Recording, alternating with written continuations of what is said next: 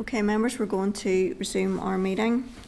Before we commence with our public session, I want to put on record the committee's condemnation of the violence that is visiting our streets at present, and to express the committee's endorsement and support of the statement that was issued by the Northern Ireland Executive. Members are all in agreement with that, yes? Yes, thank you, Chair. Thank you very much. I think we'd also want to place on record our thanks to the emergency services, the PSNI and the Fire and Rescue Service for their efforts, and we send our very best wishes to all of those who have been injured and hurt as a result of these of this sustained and unnecessary violence. Members agreed? Yep, thank you, Chair. Thank you very much. Right, members, the committee is now open and we have some people with us in the public gallery. Please note that the committee is going to be recorded and broadcast throughout Parliament buildings and online. Anybody who's in the public gallery, you're all welcome to use your mobile devices as long as they're in airplane mode and all devices are muted. You can connect to the Assembly Wi-Fi and password details are available in the gallery rules. It's not permitted to take photographs or record any of the meeting. Members, it's proposed that the oral evidence session with the Department of Justice on the Budget 2025-26 Finance Update and June Monitoring Round and the Northern Ireland Policing Board Human Rights Advisor on the Justice Bill are going to be recorded by Hansard. Are you agreed to that? Agreed. Thank you. As ever, we're obliged to declare any financial or other relevant interests which might reasonably be thought by others to influence our approaches to matters under consideration. Anybody who's got an interest to declare in relation to any item of today's business should do so now or when the particular matter arises in the meeting. Does anybody have any interest they wish to declare at this stage? Danny? Yeah, immediate family member works for the probation board. Thank you. And I have an immediate family member who works in the legal profession, and a number of us are members of the Access to Justice APG. Agenda item 3 is draft minutes. Those are at pages 6 to 13 of your meeting pack, and those are for the Thursday, the 5th of June, which is last week's meeting. Are you content that those are a true and accurate reflection of that meeting? Content, yeah. Thank you. Then I'll sign the minutes. Agenda item 4 is matters arising of which we have none. Does anybody else have anything? Thank you. Agenda item 5 then is Budget 2025-26 Finance Update and June Monitoring Round, and we're going to have oral evidence from the Department. Members, could I ask you to turn to pages 15 to 55 of your meeting packs, please?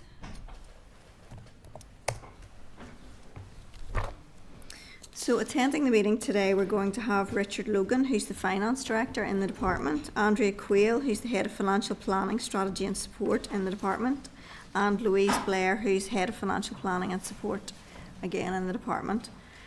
Everybody, you're all very welcome. It's good to see you with us again, and thank you for the papers that you've sent through. The plan will be as usual, that we'll hand over to you for any opening remarks, anything else that you want to add to the report that you've sent in, and then we'll open the floor to questions from members. Is that okay? Thank you. That's great, thank you. Richard, are you going first? Or? Yes, I will start. Thank you, That's Chair. great, thank you very much. Just get settled in there, take your time, there's no hurry.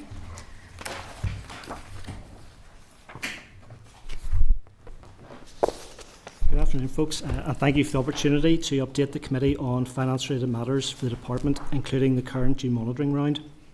I'm joined today by Andrea Quail, Head of Financial Strategy, and Louise Blair, Head of Financial Planning. We've already provided the committee with a detailed written briefing on the areas we'll cover today. I would therefore intend providing just a brief overview at this stage to highlight some of the key points.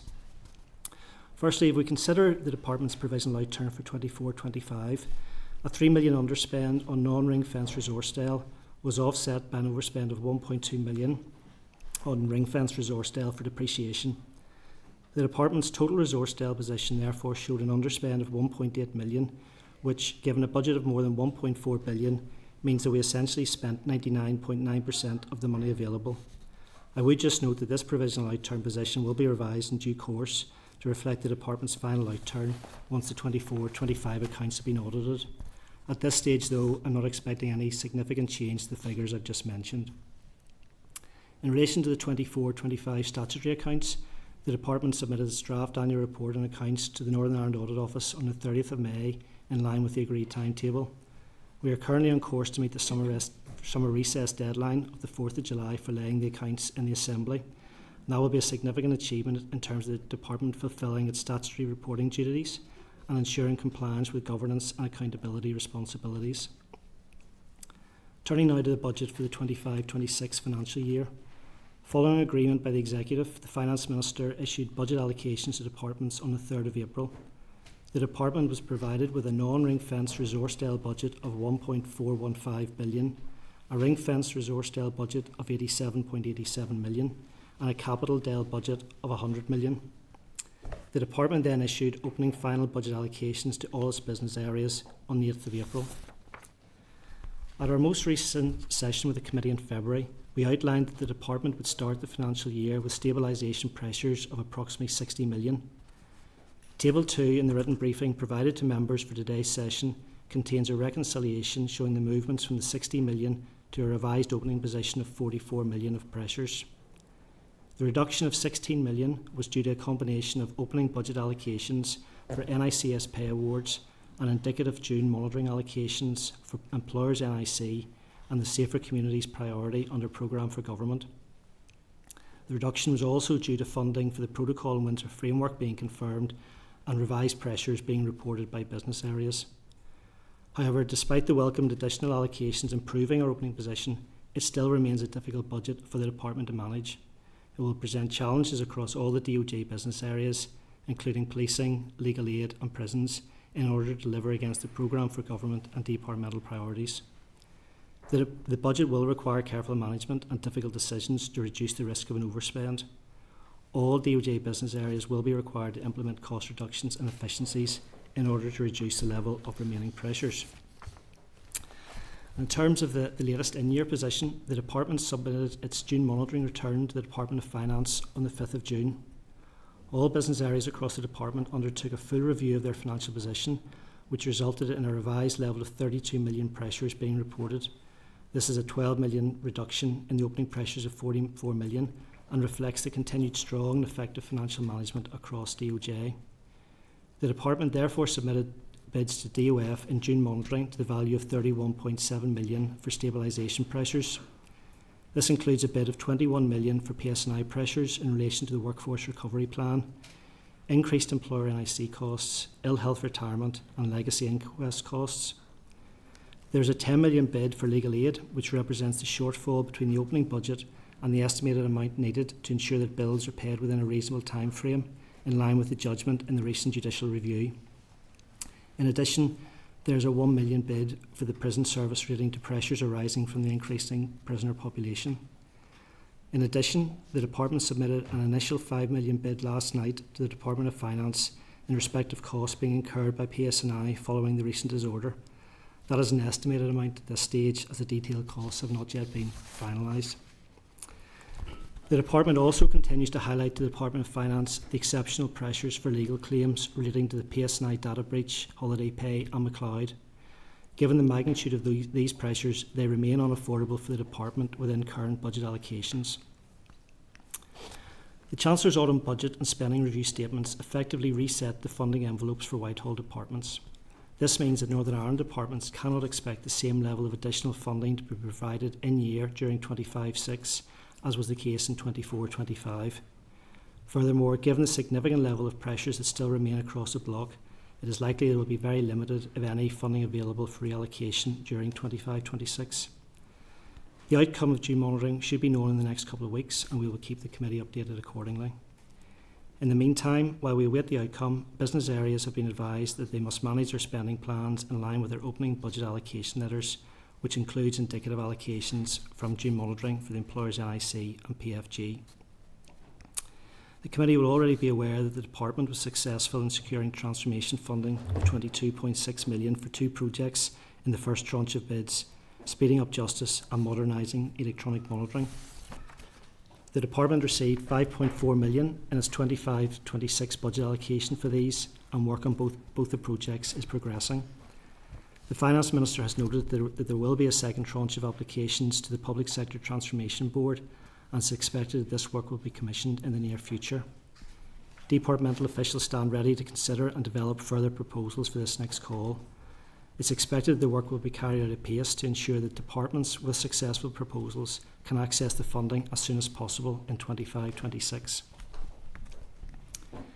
The Executive's Budget Sustainability Plan, published on the 3rd of October 2024, included a key commitment that the Executive agrees to a future work plan to help secure and maintain sustainable finances. One of the key ways in which this will be taken forward will be through the development of comprehensive 5-year financial sustainability plans for each department. The plans will set out the strategic direction for each department and bring together all the key elements that will impact on resource and capital budgets over the next 5 years. The focus will be on what we do, why we do it, whether it should continue, and is it affordable. This will be the first iteration of our departmental plan, but we expect that it will be further developed and updated going forward on an annual basis. The department has already commissioned this new additional work from all DOJ business areas, and it's envisaged that it will be completed in conjunction with the future year's budget exercise that is likely to be commissioned shortly by DOF following the Chancellor's spending review statement yesterday. So in closing, I trust we have provided you with a helpful overview of where we are now in terms of our financial position. We continue to operate in an uncertain financial environment, and the department's position remains extremely challenging in terms of managing the budget. I'd like to thank you for the opportunity to brief today. We very much value the role and views of the committee, and we're happy to take your questions. Thank you. Very much, Richard. Any members? Does anybody have anything?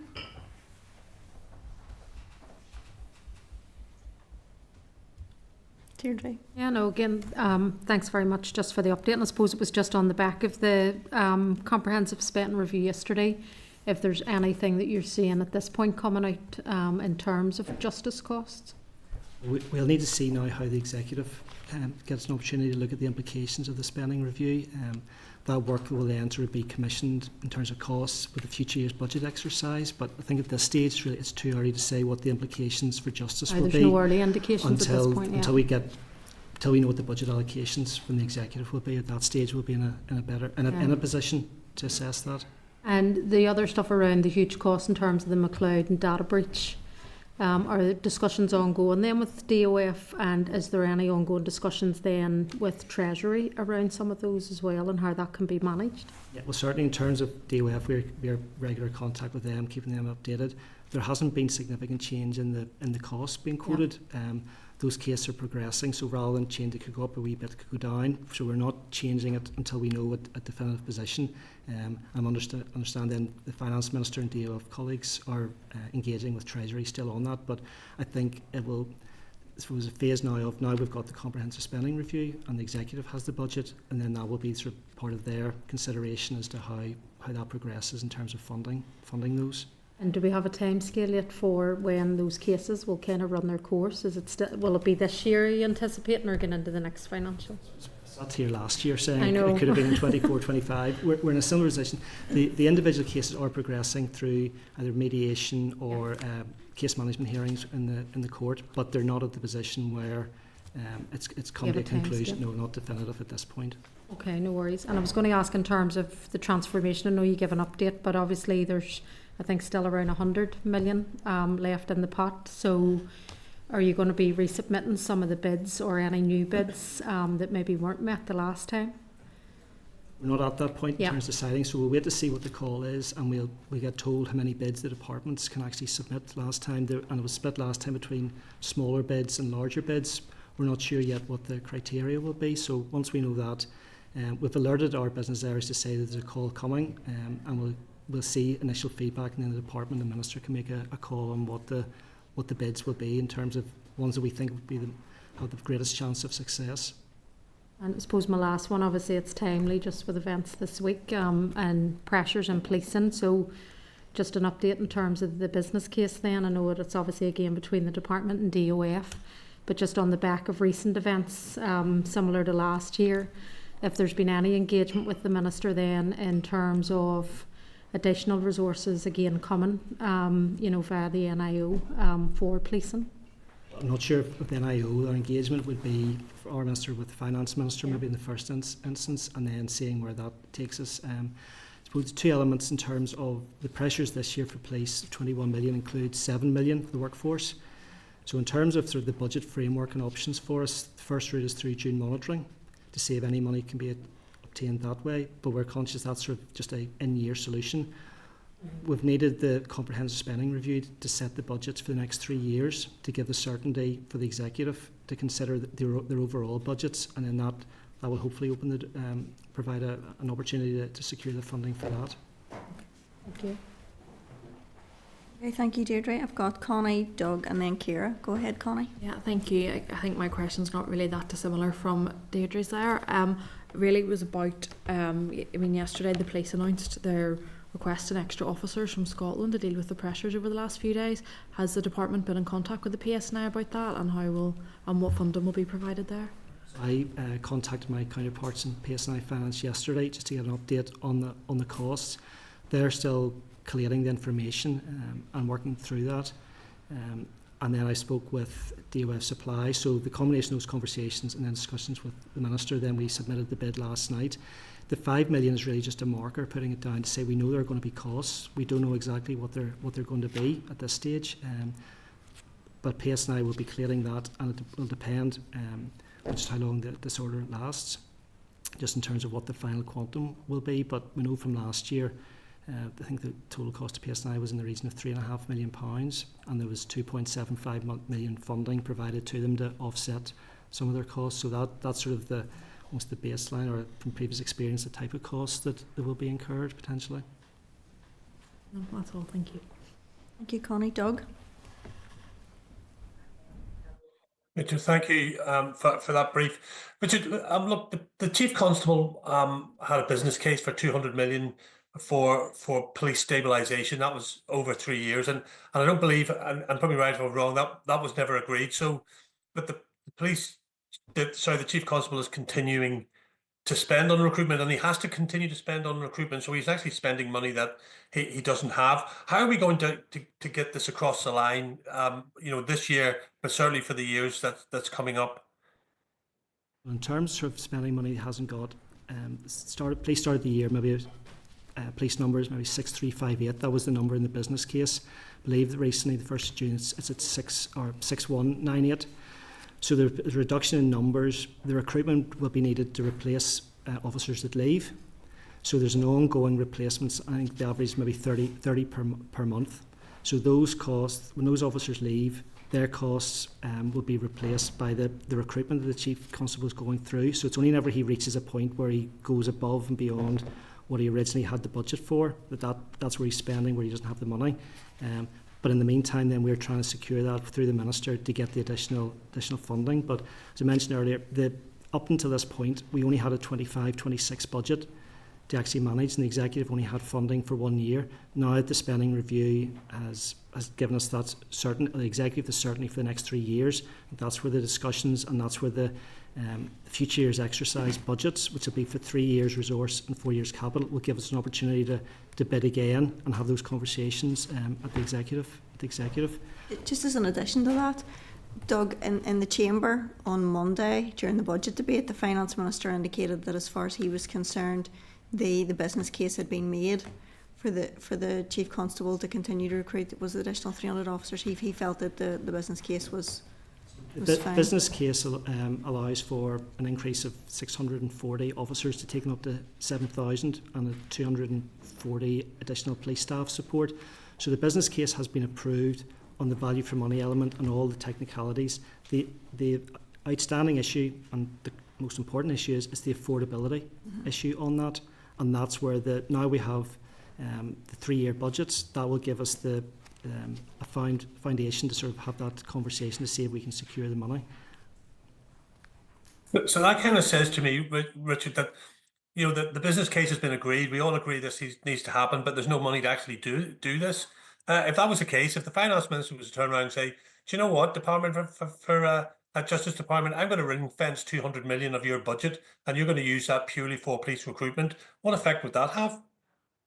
If it's ring fencing existing money, then all it does is increase. Instead of reporting £21 million of pressures in June monitoring, we'd be reporting 220 million pressures. So unless there's additional money over and above our existing baseline, that won't assist. So ring fencing a specific amount in terms of the budget allocation for justice, unless it's additional over and above the funding we need to manage our baseline costs.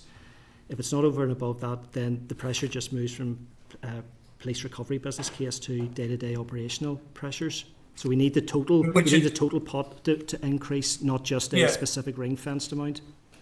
which is what happened with health. So health, for example, had a ring-fenced amount for hospital waiting lists, and they had to find that money from savings elsewhere in their budget. In other words, they had to prioritize waiting lists. Is that the same then? Is that what you're saying? The same would be with yourselves. You would have to prioritize police recruitment, but other departments of other elements of the department would have to give up monies. Is that what we're saying? In theory, but in practice, that I don't think that's a position the department could take forward. In that, of our 1.4 billion budget, 64% of it is police. So we then have prisons and legal services spend. That takes us up to 85% of the budget, and when we add in courts, we're up to 90% of the budget. So there are pressures clearly in prisons, legal services, courts. We can't divert existing budgets from those areas to fund police because the quantum is much smaller. Some of our organisations, £1 million, £2 million budgets, they can't take a £50,000 cut for criminal justice inspection is a 10% cut in their staffing levels. So on paper, it might suggest we would have to reduce our spend elsewhere, but that's not a position that we could have in order to keep a justice system running. Yeah, and I kind of accept that, and I kind of agree with you as well, and that is Justice Department needs more money without a shadow of a doubt. But if you have to prioritise, I think the call now is that the police somewhere along the line is going to have to be your main focus and your main priority.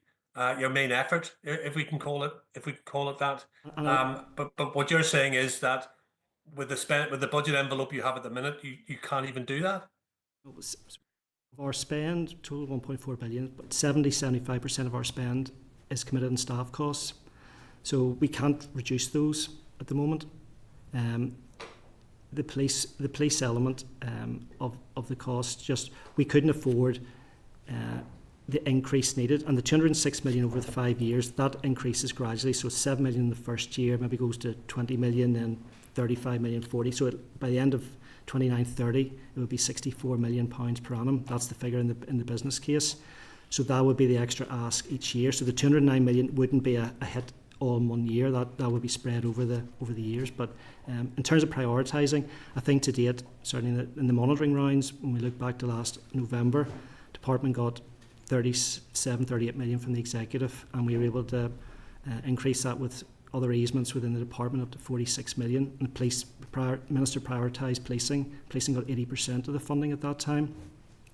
Similarly, in the June monitoring they were coming to, so we have 5 million for the programme for government and 4.7 for the Employers National Insurance. Police's share is in fact just under 80% of that, so the Minister's taking every opportunity to prioritise policing, but is also mindful of the pressures elsewhere. So it's that fine line to balance, to make sure that the whole system continues to operate and not just one particular area. Yeah, and that's a fair one. And I just want to be direct and want to be really honest, Richard, and that's why I'm asking these questions, because unless there's a substantial influx of resource that is funding for the Department of Justice, the police are not going to meet the levels they want to meet, even their interim levels at this rate, because there's just simply no resource there to be able to redirect it to them, and that would be a fair argument, isn't it? Absolutely. We have very little of any discretionary spend. So it's either in staff or we're committed in terms of the IT costs, the accommodation costs. We don't have a huge amount of grants that are issued. I think it's maybe only about 10 million of grants that we give out. And even those aren't necessarily discretionary, because those organisations are providing services across and to support the justice sector. So the scope for the department has to stop spend in an area is minimal, if anything. And sorry, Chair, if I can, just one last one. And is there any way then, Richard, that we can sort of go and kick the doors in of the NIO and say, look, we're unique, we need more funding here, or go back to the Treasury and say we need funding from you direct into the Department of Justice, as opposed to going into the executive and being captured by other departments? As a Department of Justice, our route is through DOF and the executive. That's the devolved arrangement. So we can't go directly to NIO, and even in terms of discussions with Treasury, justice officials don't have direct contact with Treasury officials. It's all done through Department of Finance officials. Okay. But then we hopefully then, and we know that's happening, that the Finance Minister and DOF officials are having those discussions in the background. Okay, fair enough. Thank you, Chair. Okay, Doug, thank you. Ciara? Thank you, Chair, and thank you, Richard, for the update so far. Just now, I just want to move from the revenue to the capital funding. So there's an allocation of 100 million, and it was 35 million less than the capital bids that was submitted for the year, and the department indicated that as a result, not all high priority projects could be met. So the department's now stated that the capital pressure stands at 1 million, and has said that it's not going to make any capital bids in the monitoring round. I can understand the availability in the monitoring round. So I'd like to know, will any of the work that was considered a high priority but not funded as part of your initial budget allocation, will that be taken forward within this financial year? And if so, how will that be funded in the absence of any additional funds through the monitoring rounds? I don't think any of the 100 million will fund whatever can be afforded from that. Other high priority areas will just shift into future years and push the pressures into future years. My sense is we did last year for the future years exercise, we did a 10-year outlook on the capital spend, and at the moment, the last number of years we've been running at spend of sort of 80 to 100 million pounds in capital, but in a couple of years' time we expect the demand to be about 200 to 300 million pounds, because there are large projects, be it Themis within courts, the new accommodation in forensics, police developments, prisons options as well, that we're going to see much more pressing demand for capital in future years. At the moment, the 100 million, quite right, we didn't make a bid. It has to be more than $1 million to bid for it, and there weren't any pressures or bids being reported by the business area. So we think this year will be okay, but it will just push the spend into future years. And pushing it into future years, is there anything that was key to delivery last year that has been pushed now back into a further year? Any specific projects? And I'm thinking of, particularly in my own constitution, the likes of the courthouses. I know that was number 2. So I'm just looking, push back. Is there any specific projects that have been now specifically pushed back that were on the agenda to be moving forward this financial year? I think the big capital projects, nothing has been stopped or deferred on purpose. I think the natural course, sometimes their procurement and things like that, it generally takes a bit longer than maybe the expectations at the start. So nothing's been, as far as I'm aware, has been stopped because of budgetary restrictions. It's more just the timing of the projects to get the work actually done. Thank you. I'm just one other, Chair. It's just in relation to employers' NIC for the community and voluntary groups. The department had previously advised that it couldn't provide an estimate of the cost. I'm just wondering what further engagement has taken place since with the community and voluntary sector groups, and what impact that may have, or has there been a solution found in relation to being able to support that cost? We previously reported that we had pressures on employers' NIC in the region of £14 million as a department. We got an allocation of 4.7 million for that. So we were 9-10 million short as a department, and that's been allocated to the business areas on a pro rata basis. And our advice to the business areas to deal with voluntary community organisations is to deal on a case-by-case basis with those organisations. We don't have oversight. We only of the organisation's full costs. It's on a maybe individuals get projects and costs come our way. So our advice to our business areas has been to have those discussions at a local and an individual basis rather than collectively. But we weren't in a position to meet all the costs for the DOJ business areas, and that was the advice we gave to our business areas to have those individual discussions with the voluntary and community sectors. That's great. No, thank you, Richard. Thank you. Thank you. Anybody else? No? I have a few questions, if that's all right. Could I just work our way through the report with you, if that's all right? Yep. Could I take you to paragraph 9, please, folks? The underspend of 478.2 million, and you've provided something of an explanation. However, that seems like quite a significant underspend. Could you just maybe explain how that process works and whether or not that level of an underspend is likely to have an impact on future allocations to the department? Maybe also, I don't expect it to. The AME spend is an area where there's considerable uncertainty on, so it's not our DEL budget, so it's not cash, and where we find these are big areas. So of that underspend, 200 million or so that was on related to police, and part of it was related to police pensions. So the police pensions are valued at £7-8 billion. Each year you get a valuation from the government actuary scheme where they make assumptions. So a very, very small change in assumption has a significant effect. So it's very, very little. And what we tend to generally do is we build in headroom for Amy, so that we're more prudent on Amy because there's more uncertainty. We don't know if something's going to change. So in the 23-24 accounts, police had an unexpected Amy charge of maybe up to 150 to 200 million pounds that hadn't been forecast, but we had headroom in other areas, which meant we were able to offset and we didn't overspend. So there's an element of trying to be very prudent on it, dealing with areas that there's great uncertainty, but it won't affect and impact the departmental DEL budget, and that's the key one. And it's not money that we're just spending, it's paper amounts. We want to be as accurate as possible. We have absolutely a credibility issue with DOF that we want to be as accurate with our forecast, but those areas are sort of the bits where we have the greatest uncertainty with. No, that's helpful. Thank you very much, Richard. Let me see if we can just work my way through. Paragraph 18. I'm going to take together with paragraph 20. And you indicate there, obviously, following on from Deirdre's, the current level of funding is insufficient to support a sustainable justice system for Northern Ireland from the outset. And there may be impacts in a wide range of areas, including those priorities shared with committee members such as PSNI. And then if we move on to paragraph 20, you talk about difficult decisions on prioritisation and service provision will be required across the department to manage the remaining pressures in order to live within the budget allocation. Could you give us some indication as to what you're looking at, what's under consideration, how you're going to determine? In terms of this particular year, if we look back to 12 months ago, we were coming to the committee and going in the monitoring rounds of £100 million in excess of pressures, and we had successful monitoring rounds where we achieved, I think, 35 million, 38 million pounds. So the gap was much larger, and the scale of decisions a year ago would have been much bigger. This year, we got a bit better outcome at the start.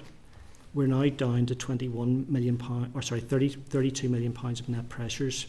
7 million is the workforce recovery, and 10 million is legal aid, where we're waiting to see whether those costs come through. So the quantum of what we're looking at is not to say it's not significant, but the amount that we're looking at now is just sort of 1.5–2% of the total budget. So we're not looking at any particular major change anywhere. It's these small changes, continued vacancy management, maybe deferring some bit of work. There's no one big element, and it's the marginal gains, it's marginal, really? and that's Okay. not just to make light of. We have a significant gap.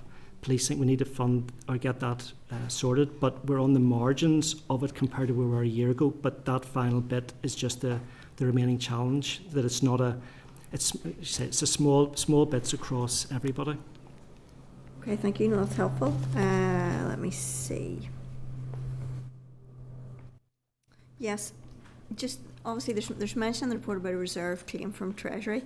You'll forgive me, but this is the first committee I've served on. How does a reserve claim from Treasury work, Richard? Through DOF, a claim would be submitted, and it's usually for exceptional costs or unexpected costs. And that was the talk initially whenever the data breach happened in August 23, to get the initial, and in the first instance it was what were going to be the immediate costs to deal with the situation.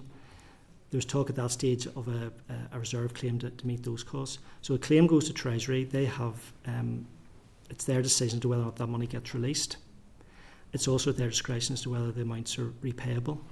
So on occasions you could get a reserve claim and you don't have to repay it, or you could get a reserve claim and it has to be repaid over a number of years or something like that. The terms are all at the discretion of Treasury.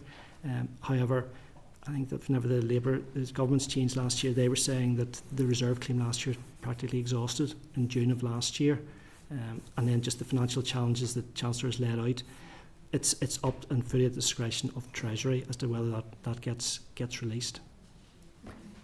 Thank you. Just a couple more then. Yeah, there's mention of protocol funding. Let me see. There's stuff at paragraph 27 and paragraph 27 there. What's that for? That is a specific elements of police funding. They're saying falls within the legislation and definition of the framework. There's certain types of work that police can bid for and get funding for. So I don't have the exact details of what that is. We can certainly share that with you, but it's the framework and the legislation around the protocol allow for certain types of work that can be funded, and police can bid for that. In the past, their bids in the previous years maybe were higher, but it didn't get approved. Fraser was saying it doesn't meet the criteria for it. So that level of 4 million has been typical of the successful bids that police have received over the last number of years. Okay, and so DOF, in just paragraph 26, DOF has indicated they're not going to undertake a formal October monitoring exercise. Does that leave you in any difficulties? Well, as a department, we think it's too long to go from now through to next January monitoring, and we get monthly updates and in constant contact with our business areas anyway. Our current plan would be we would run an internal exercise along similar timescales to an October monitoring, so we're in the position of having the most up-to-date information. If DOF then decide to do an urgent exercise or something, we're ready for it. And that was something similar that happened last year, but the exercise was shorter than the time scale that we had asked our business areas. So that was just over the summer months. So, but that would be our plan. It's trying to balance it out now, in that we've gone out to our business areas on the departmental plan, and that's a significant bit of work for them. But I think we've already seen the benefit of the discussions around the department, because people are having to look across 5 years and not just tell us what their pressures are. We've gone down a level of getting details on staff costs, overheads, things that are going to change, what changes in policies that people would want to do or like to do, what other income generation opportunities there are, or transformation. So it's a much greater detail. We have that exercise out at the moment. DOF are going to commission shortly future years exercise on the budgets, and they will both have September timescales probably for concluding. We need to then at some point commission in-year monitoring, which might be September. So it's trying to balance the work out with the organisations, that it's not hitting them all at once. That's great, thank you. And I think that's it, the last one as well. Paragraph 29, the department's also agreed transfers with other civil service departments, 1.9 million. It's not very much money, but what's that for? One of them in particular is 2.2 million for police for security at the open. So that's agreed with economy, and that funding will come in over their other things, funding for the Rowan Sexual Centre, just sort of transactions that the budget sits with a DOJ organisation or vice versa, and then the departments just agree in year what's going to be transferred. But the funding for the open was probably the main one within that. That's fair enough. And just Deputy Chairperson had raised the issue with transformation. I'm sure in papers that we'd received kind of a few weeks ago, there was something that indicated that there was a bid actually being reworked, one of the field bids, that there was some work being done on that to see if that could be, I suppose, reworked and taken forward again. Is that in the pipeline? If that's maybe referring to there's the reducing offending bid, and there was bail support work within it, that was coming from prisons in conjunction with police. Probation board. I think consideration has been given to that, and again, until we see the criteria to see. But in the meantime, prisons are taking forward, and we're able to put some money. So whilst we didn't get transformation money for that, they've been able to take forward some work on bail support to try and get a pilot and introduce that, and probation board with RICO. So whilst we weren't successful in the original bid, we've tried to put money in small. And I think this is from the discussions with DOF, we know finances are going to be limited over the next number of years, so we as a department have got to take responsibility and business areas to see what we can do for ourselves, and it's looking at these pilots or areas that we can see that will help improve the justice system, but also, from my perspective, the affordability and the cost. So if we can generate either savings or at least cap costs going forward, then that would be particularly helpful. Oh, that's really helpful. Richard, thank you very much. Does anybody else have anything further? No? In that case, folks, thank you very much. It's been great to have you with us, and thank you for taking the time and answering our questions. We appreciate it. And we'll see you on due course then. Thank you. Members, agenda item 6 is Justice Bill written papers, starting at page 57 of your pack. If you can turn to that, please. Item 6.1 is Department response regarding the Justice Bill Delegated Powers, Article 63E11.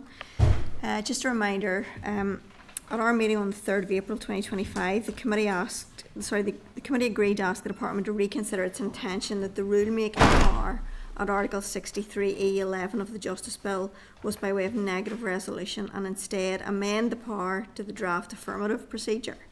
And this was based on advice that the committee had received from the Examiner Statutory Rules. The Department's response is at page 57 of the pack, and it confirms that the Department will now bring forward an amendment at consideration stage to change the Assembly control process to a draft affirmative procedure in respect of the rulemaking power at Article 63E11. Are you content to note that, or do you require any further information or clarification? Deirdre? No, just to note and to welcome the Department's move on it, so just to acknowledge that. Yep, it's good to have that done. Item 6.2 then is a Department of Justice response regarding reasonable chastisement and equal protection. At our meeting on the 1st of May 2025, the committee agreed to ask the Department for details of any engagement with colleagues in the Department of Health on the issue of reasonable chastisement, equal protection, and for an indication of whether this is a matter that's likely to be progressed by the Department in the future. You'll see the response at pages 60 and 61, which advises the Minister is supportive of changing the law but hasn't been able to secure cross-executive agreement needed. And the Department advises the Minister will continue to work with executive colleagues to seek their support on the issue. I'm not clear that what we asked for and what we got are the same thing. It struck me that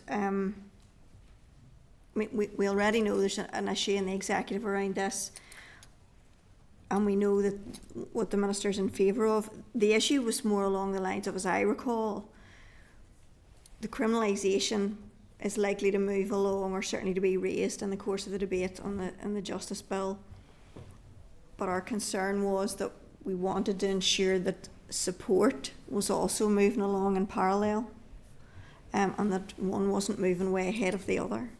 Now, there's mention in the departmental response that there are supports that are there in the community, but I'm not clear from that and from what I'm hearing whether there's enough support there, how effective the support that is there is.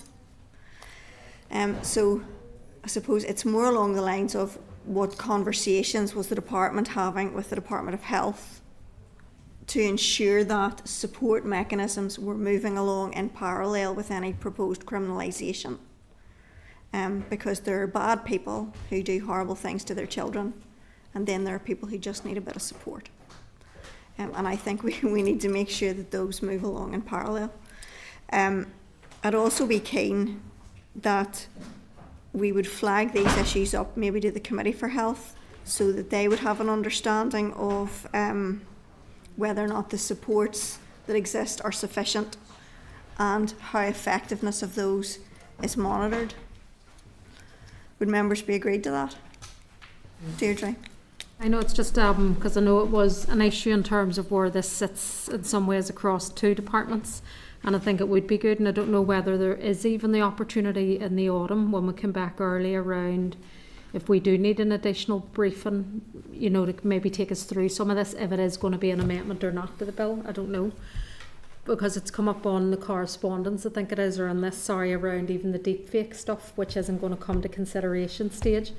So I'm just wondering, you know, there was an individual that obviously has corresponded with the committee, seems to know some of the stuff around it, you know, they've went into it in great detail, so I don't even know if there will be the opportunity in the autumn, obviously, because we'll be moving to consideration stage around any additional pieces of evidence or oral evidence that we could get.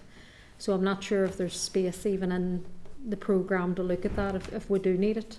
Rather than communicating back and forward and writing letters, there may be a need, maybe, you know, to get officials from health or the department in front of us to maybe quicken it up. So it's just is there the flexibility maybe after recess to do that if it's needed? So. Is there flexibility after recess? Yeah, if the committee wishes to have a briefing of that nature across departmental, we could certainly have a discussion with the department and see if they could come along with some of their Department of Health colleagues. Yeah, I would agree with that. I think it would be helpful. I don't know if it's appropriate for us to write to the Department of Health, but I think a lot of the information I think I would like to hear more from is the Department of Health, so having their officials up I think would be helpful. In the meantime, though, can we write and flag up the issues, and can we flag it up to the committee. Committee for Health too? Yeah. Is that okay? Thank you. Oh yeah. Sorry. Right. Sorry. Item 6.3. Right, sure, just yes, on Deirdre. that same item, if I'm on the right one, yes, it's on page 97. It's really just the response from the department, and it's the last item in terms of committee consideration of the Justice Bill generally. Hold on, Deirdre, we're Or am going I to on the wrong part? Yes, you're moving ahead with I'm one in before front, that. am I? With one before that, but I'll call you in. Oh, sorry. Yes, I'll come. With 6.3, which is the department's response to comments on the Justice Bill by the Lady Chief Justice first. Okay. Yes, you're right. So sorry. at our meeting on the 1st of May, we agreed to seek the department's views on the concerns raised by the LCJ on the proposed new custodial disposal for children aged over 14, as well as clarity on the implications arising for taxation in the district judge ancillary relief matters. You'll see the department's response is at page 63 to 65 of the pack, and it outlines that with regard to the new youth custody and supervision, statistics show that courts are not using custody as a sentencing option for younger children, and therefore the department is legislating for what's currently happening in practice.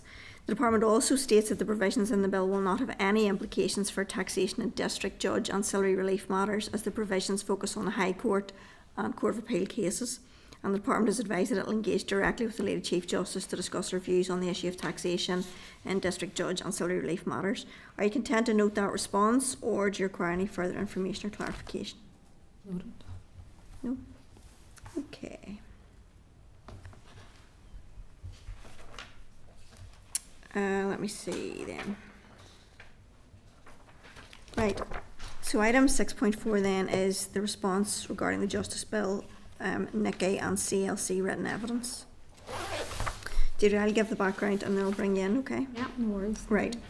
At our meeting on the 27th of March, we received oral evidence from the Northern Ireland Commissioner for Children and Young People and the Children's Law Centre, and we agreed to forward both organisations' written submissions to the Department for a response. You'll see that those responses are at pages 68 to 97 of the meeting pack. Right, Deirdre, you want to come in on this? Oh yes, thank you. Sorry, I think it was just, well, the last paragraph in the letter that came back from the department. I mean, I would just like it on the record from me. I mean, I think it's a bit over the top in terms of the response. I mean, I think we're here as a scrutiny committee. I know the department says they don't have all the resources or capacity in terms of the questions. I mean, I just don't think the paragraph is reflective of what the committee have been doing. I mean, we've had oral evidence. We've asked for clarification from the department in terms of some of the concerns that those who are given oral evidence have give. And I just think to try and say that we're lumping all this additional work on them and they don't have the capacity. I mean, from my perspective, our role is to scrutinise the legislation to make sure that it's robust and that it's the best that it can be. We obviously do that, taking on board oral evidence, but also we do seek clarity from the department. And again, we don't have all of this additional resource and capacity either. The department have been working on this legislation in the various sections of it for a long time. They know it inside out. And I just think if we need clarity, then that's the right of a scrutiny committee to do that. And I think when you look at the start of the letter, particularly on the biometric retention periods, the 75-50, they've actually given us more information than what we've ever had before as to their rationale and research that they are basing some of those retention periods on that we didn't get before. So I just think that kind of reinforces the point of doing that additional querying with the department. So I just wanted my views on that noted, and just, you know, the rest of the information contained is useful. I think on the biometric, I'm still concerned with the periods of retention, particularly for children, and the stigmatisation around children. But I'm sure we'll go through that as we're doing the consideration stage of the bill. Thanks. I think that's fair enough. Yes, I noted that too. I think the thrust of that letter is essentially that every piece of evidence we get, we send on to them for comment and response. And I think that that's not the case. We've sent on issues of import as we viewed them to be.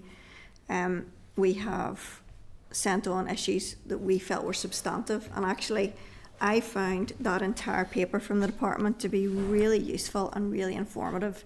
It flagged up to us issues where we hadn't been given the rationale before, or if we had been, it was a considerable period ago.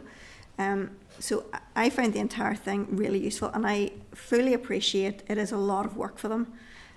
But actually I think that has really helped us. In my view, it was an extremely useful paper.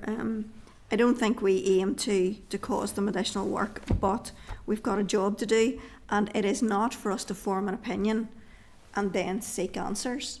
The answers help to inform the opinion. So I find it very useful, and I appreciate that it's caused them additional work, but actually that paper was highly valuable to my mind. So it's a shame that that's kind of how things have ended up, but I think overall it was positive, and I think it should be positive, and there's been positive engagement. So does anybody else have anything on that? No?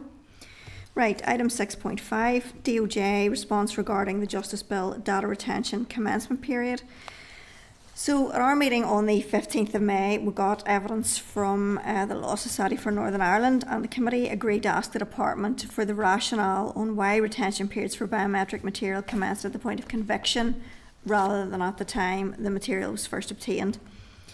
You'll see the response from the department is at pages 100 and 101 of the pack, and you'll see, I suppose, with regard to the retention periods contained in Article 63J to 63M, commencing from the date of conviction. Are you content to note that response, or do you require any further clarification or information? Noted. Noted? Okay.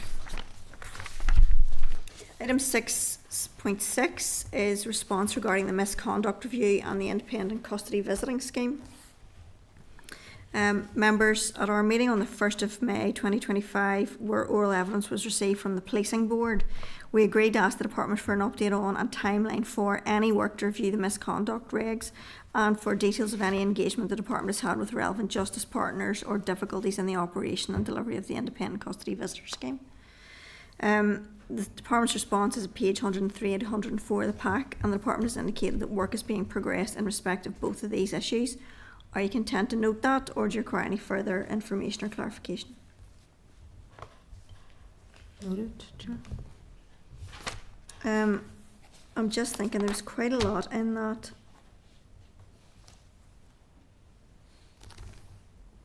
Yeah, there's one issue. Can I ask you to go back, actually, members? Could you go back to page 94? Just before we move any further forwards. There was a lot in that response, and sorry, I've about 7 pages of notes here that I'm trying to work my way through, and I want to make sure I'm at the right bit.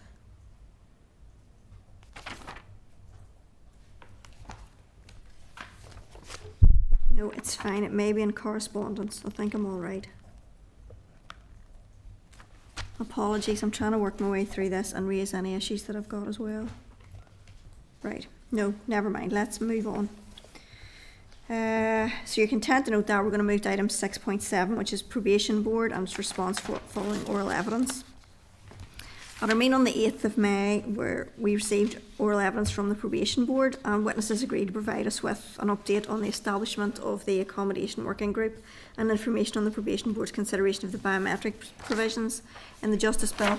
You'll see their follow-up information is at page 107 to 111 of the pack, if you want to turn to that.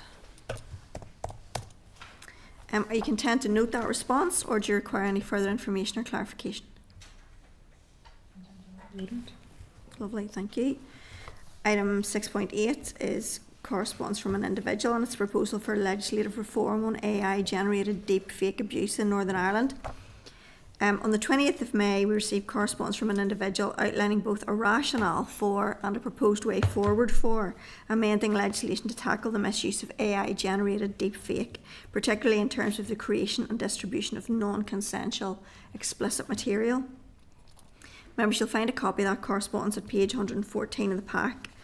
I'm seeking your agreement to respond to the individual advising that we're due to take oral evidence from the department on a proposed deepfake amendment to the Justice Bill on the 26th of June, and that the information she provided will be included in the papers for that session, and that we may, and we're probably likely, to consider requesting further written or oral evidence on this issue from stakeholders at a later date. So we'll get back to you. So are members content with that? Right, yep. Members, also are you content that papers 6.1 to 6.8 will be published on our Justice Bill webpage? Great. Thank you. Item 6.9 is request for further information. Could you turn to page 117 of your pack, please? And that's the list of our requests for further information on the bill and the responses we've received to date. Are you content to note that? Noted. Thank you.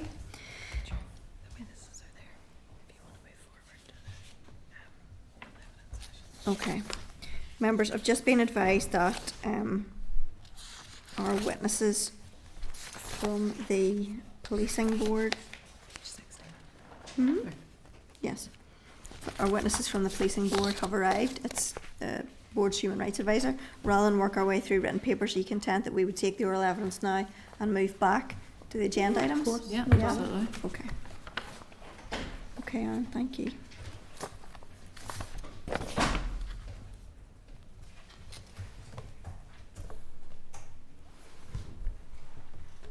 Okay, if everybody could just turn to page 268 to 547 of your packs. So members, we've moved to, hi John, how are you? It's lovely to see you, hello. We've moved to agenda item 12 and we'll return back to agenda item 7. Members, at our meeting on the 1st of May 2025, we heard evidence from the Policing Board on the Justice Bill, and by way of follow-up to that session, the Board forwarded reports on the Human Rights Review of Privacy in Policing and the Human Rights Review of Children and Young People in Policing, which the committee noted at our meeting of the 15th of May. And it was also agreed at that meeting that the committee would invite the Policing Board's Human Rights Advisor to give oral evidence on the Justice Bill. So with us today we have John Wadham, who is the Board's Human Rights Advisor. John, very nice to see you in a very different capacity. No. I appreciate you've just come from a committee and you're probably exhausted, but here we are again. And with John is John's colleague Jill Hughes. Jill, thank you very much for coming. You're very welcome. Jill's going to sit at the table with John in an administrative support capacity. As far as we're aware, Jill's not going to be given evidence, so she should not be considered as a witness. The witness is John. So you're very welcome. Thank you very much. John, we're going to hand over to you for some opening remarks, if that works for you, and then you'll take some questions from members, I presume. Yeah, that'd be great. Thank you very much. Are you settled in? Have you had a chance to kind of gather Yeah, your no, breath? I'm going to pass my long, big file to Jill, so she's going to find things when you ask me the difficult questions. That's great. John, thank you very much. We'll hand over to you now. Yeah, so I'm John Wadham, the Human Rights Advisor at the Policing Board, and supporting me is Jill, and who's the Human Rights and Professional Standards Officer of the Policing Board. As you know, I guess, the part of the board's oversight responsibility in relation to policing is, and this is in statute, is the requirement that it ensures that the PSNI complies with human rights. And since the board was set up, it's always had a kind of semi-independent human rights advisor. First one was Keir Starmer, that you may, I don't know if you've ever heard of him. He went on to other things. And I got developed vetted security clearance, which enables me to delve a little bit more closely into what policing is about, particularly in sensitive and covert processes, which the board's members themselves can't really do.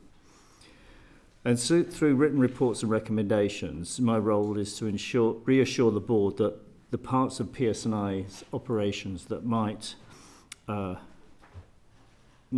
concern human rights issues, can be considered. And I produce an annual report every year. This is my 6th annual report, which was discussed at the committee today. And I've also produced particular thematic reports, one on policing and privacy that you've mentioned, Chair, and also a report on children and young people. I'm coming to the end of my 6th year. I should have only stayed 5 years, but it was too good job, so I've stayed another year. But we're in the process of recruiting, or the board's in the process of recruiting a replacement. So in relation to the Justice Bill, I've read a lot of the evidence that you've already received, and I won't repeat it. I would say I think that I met the Children's Commissioner recently and have seen his concerns and the concerns of the Northern Ireland Human Rights Commission, and generally speaking I'd support those, so I won't repeat what they've said. I suppose the only other thing worth mentioning in relation to this is the policing board, the majority of the policing board at least, decided that in the children's rights report that they would support the idea of the age of criminal responsibility being increased to 14. So I was going to just pick up 2 or 3 issues, but I thought that maybe the board would be most interested in my views about the biometric retention. But I'll just talk about some things that my colleagues, when they came to you before, mentioned. So in relation to the live links processes that are set out in the Justice Bill, I can see why, from a effectiveness and efficiency process, live links is very sensible, particularly when defendants are in different places and lawyers may be in different places and the court may be in different places. But I must say, as a lawyer in the past, I'm a bit anxious of the efficiency may get in the way of individuals being able to properly get legal advice and properly understand what they're going through and what's happening in the courts. I've been a solicitor private practitioner doing defence work as well as other things, and it may be surprising to people who haven't been in courts, but often it's very confusing what people are seeing about themselves, what people are saying, what questions are being asked, what their lawyer's saying,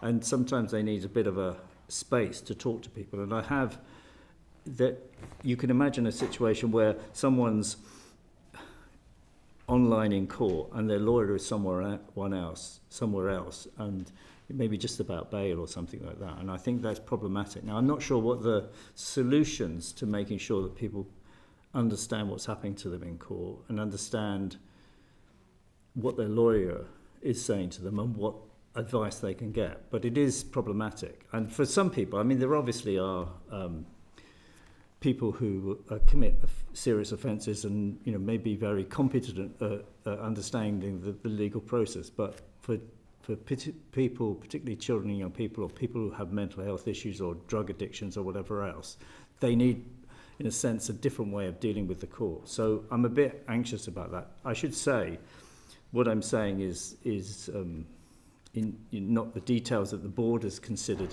because obviously the board is concerned about it, has read the other evidence, but a lot of what I'm going to be saying is my own opinion, and I wouldn't pretend that I'm representing the board, because the board's mainly concerned obviously about policing and accountability. So the second thing is that we've done a report on children and young people in policing, but also one on strip searching of children and young people in custody. And it seems to me when we were talking about how that process works, forgetting about the details of strip searching, it seemed to me to be the wrong environment for children to be kept in custody overnight. Obviously there's a resources issue and there needs to be somewhere else that people are placed. But some people, you could imagine some people who are 17 and, boys and young men perhaps don't need that kind of support, but of course you can be arrested when you're young, and so I think that there needs to be a process where people who may have got into trouble, not necessarily setting out to have done so, and we've seen over the last few nights people getting young people being encouraged to take some of the action that they have taken, and those people will probably, some of those people will be processed through the courts, and it's not going to be useful for them or anyone else for them to be in custody overnight. The last point before I get on to biometrics is, and I don't know whether you've seen this, the policing board runs the independent custody visitor system, where volunteers come, are trained by the policing board, and then they attend police stations to check on the welfare of individuals that are in the cells.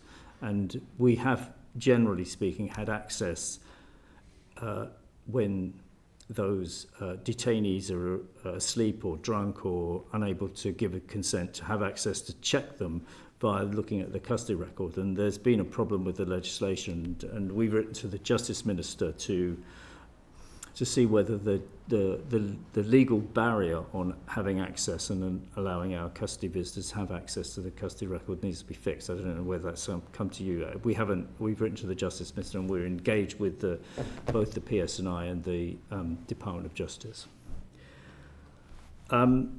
Just on biometrics before then I'll be happy to deal with questions. I think the correct principle in retention of biometric whether that's photographs or DNA or whatever, is proportionality, and that includes age, the seriousness of the offence, previous convictions, and obviously the risk of a person committing other offences in the future. But there has been a problem, and that's something that I've identified in a variety of reports. And as you'll know, there was a legislation that would have fixed this some time ago, but was never implemented. I'm happy to stop there and deal with questions, or carry on, Chair, if you want me to set out what I think the problems are with the current bill are. I was content that John would carry on. Okay, so I think there's been some discussion about whether digitised photographs are biometric, but I think that may have been resolved by PSNI and by others, but I think it's obviously, in my view, it's about a biometric identifier, and so should be covered by the bill, in the same way that the Not DNA resolved yet, John. Not Sorry? resolved yet. Not resolved yet. Oh, okay. So well, we're happy enough to hear from well, you. Go anyway, ahead. I mean, as far as I understand, the ICO thinks it's biometric, and I think the PSNI does. But I mean, to give you an example, obviously, people will be identified by if they go to a police station and a picture is taken, and then that is digitised. That's available for the police in all circumstances, both in terms of identifying you, if from CCTV that the police can have access to, or any other future process. And the PSNI are considering how they identify people using their photographs, both in terms of facial identification systems that use artificial intelligence. And both that's retrospective. In other words, they see on CCTV that somebody is misbehaved, committed a crime, and then they try to use the picture that they have of you to match up with the CCTV. And it seems to me that process must be a biometric identifier, in which case I can't see what the difficulty is. It is something, and of course, as you know, people can be forced to allow the police to take their picture when they're in custody, so it's not that you have a choice. And so that's not to say it shouldn't be used, but it seems to me that it's right that there are regulations and there's a process by which that data can be deleted, and I'll come on to the time periods in a moment.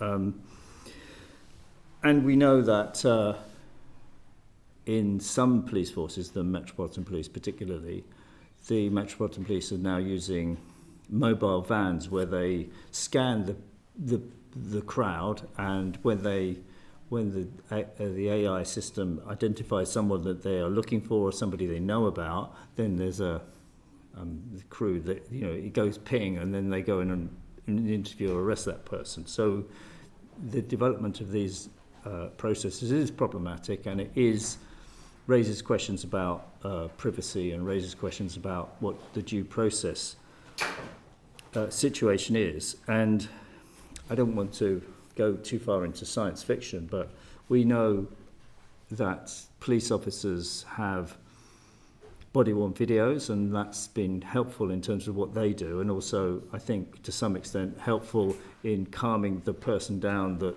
is in front of the police officer and perhaps reducing unnecessary conflicts and possibly violence. But it doesn't take much to imagine that at some point in the future, that mobile camera will be linked to PSNI's headquarters with those biometric pictures on it. So the police officer will be able to know who you are before you've even confronted that person. I don't want to get into too many scary things. I'm not suggesting that PSNI are developing that at the moment, because they're not, but given how quickly technology moves. So those are kind of the reasons I think that that protections and regulation of DNA and fingerprints should also apply to photographs.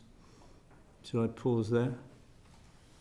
Or should I go on to... No, John, I think, I mean, are members happy if John takes us through his issues and then we'll go into questions? Yeah, go ahead. Yeah?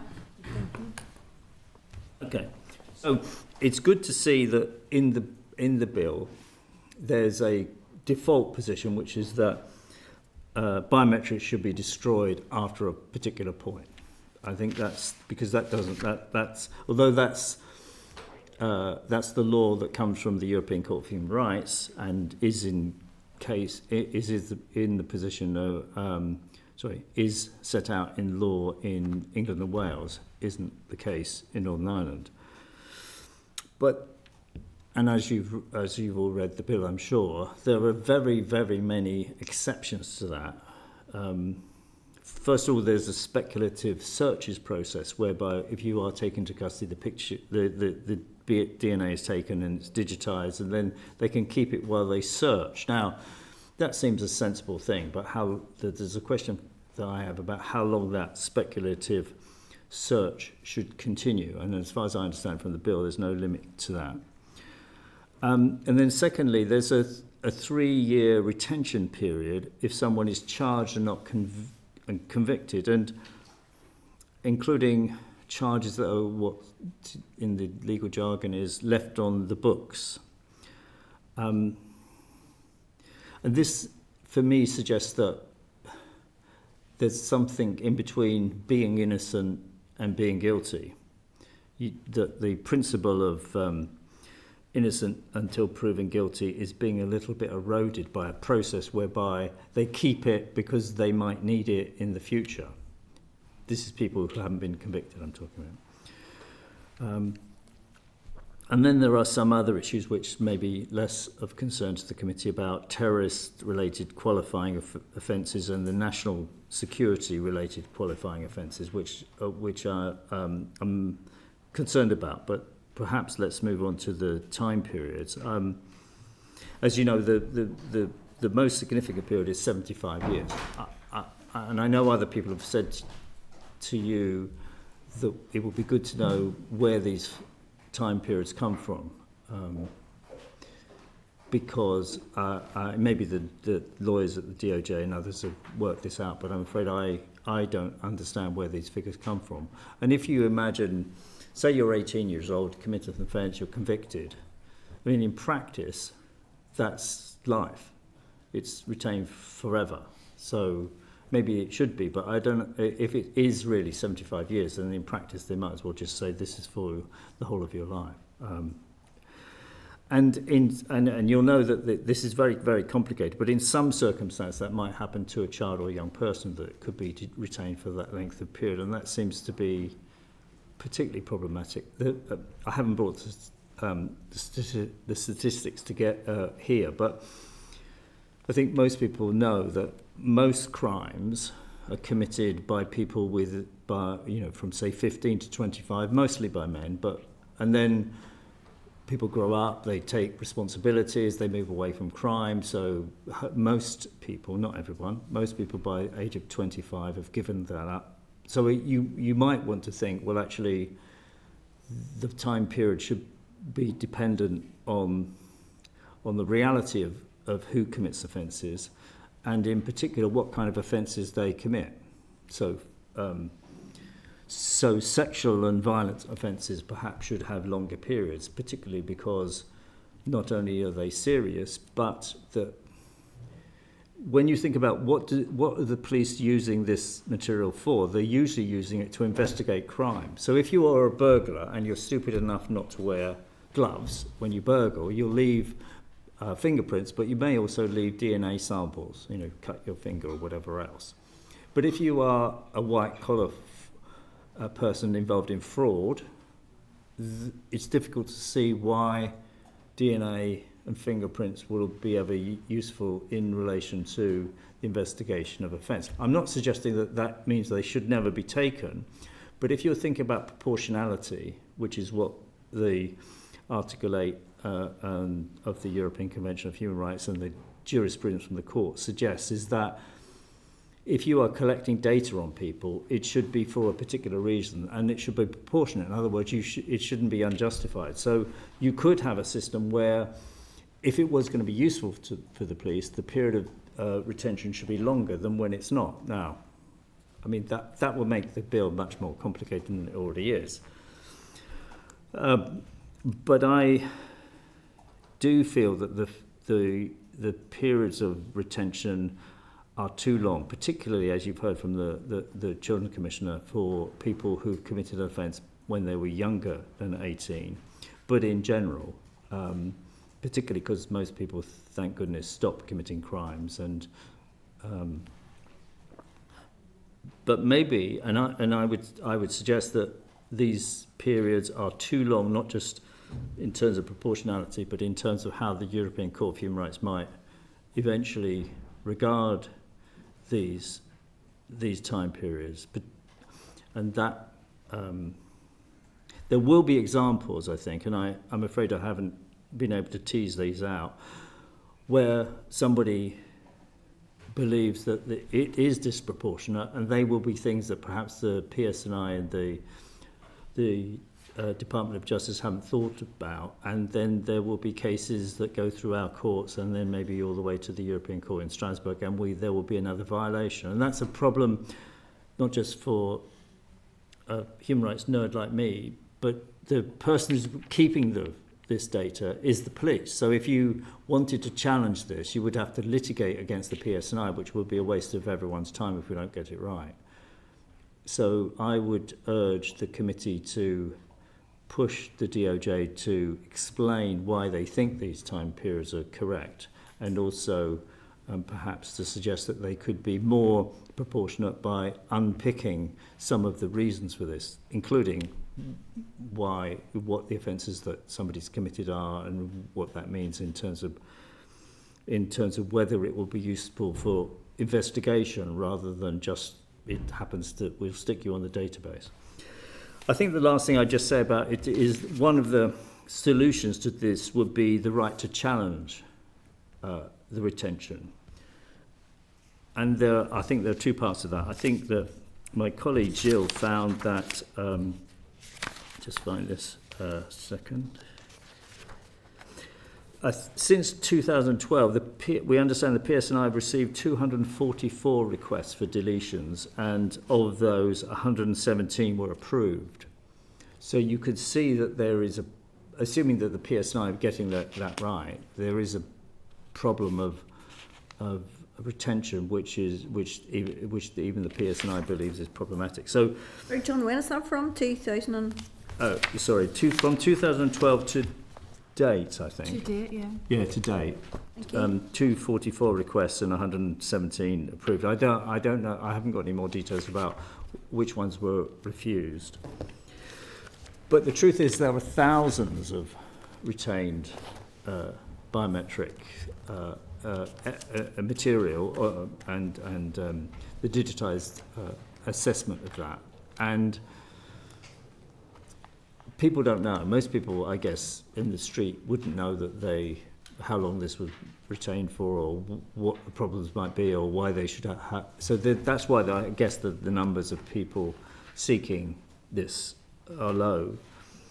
But as I was saying, I was meeting the Children's Commissioner, and that may be a particular issue for children and young people who've had this material taken and then retained, because the PSNI don't automatically give you a form saying this is what's happened to you, this material, and this is how you can apply to have it removed, assuming that that was a possibility. And then, of course, I think that the process in the bill perhaps should be tightened up by, I think it's probably sensible that you apply to PSNI in the first place to have the data deleted. But I wonder whether there should be an appeal to the Commissioner that is going to be part of the bill, so that there's an independent assessment of whether that's retained or not.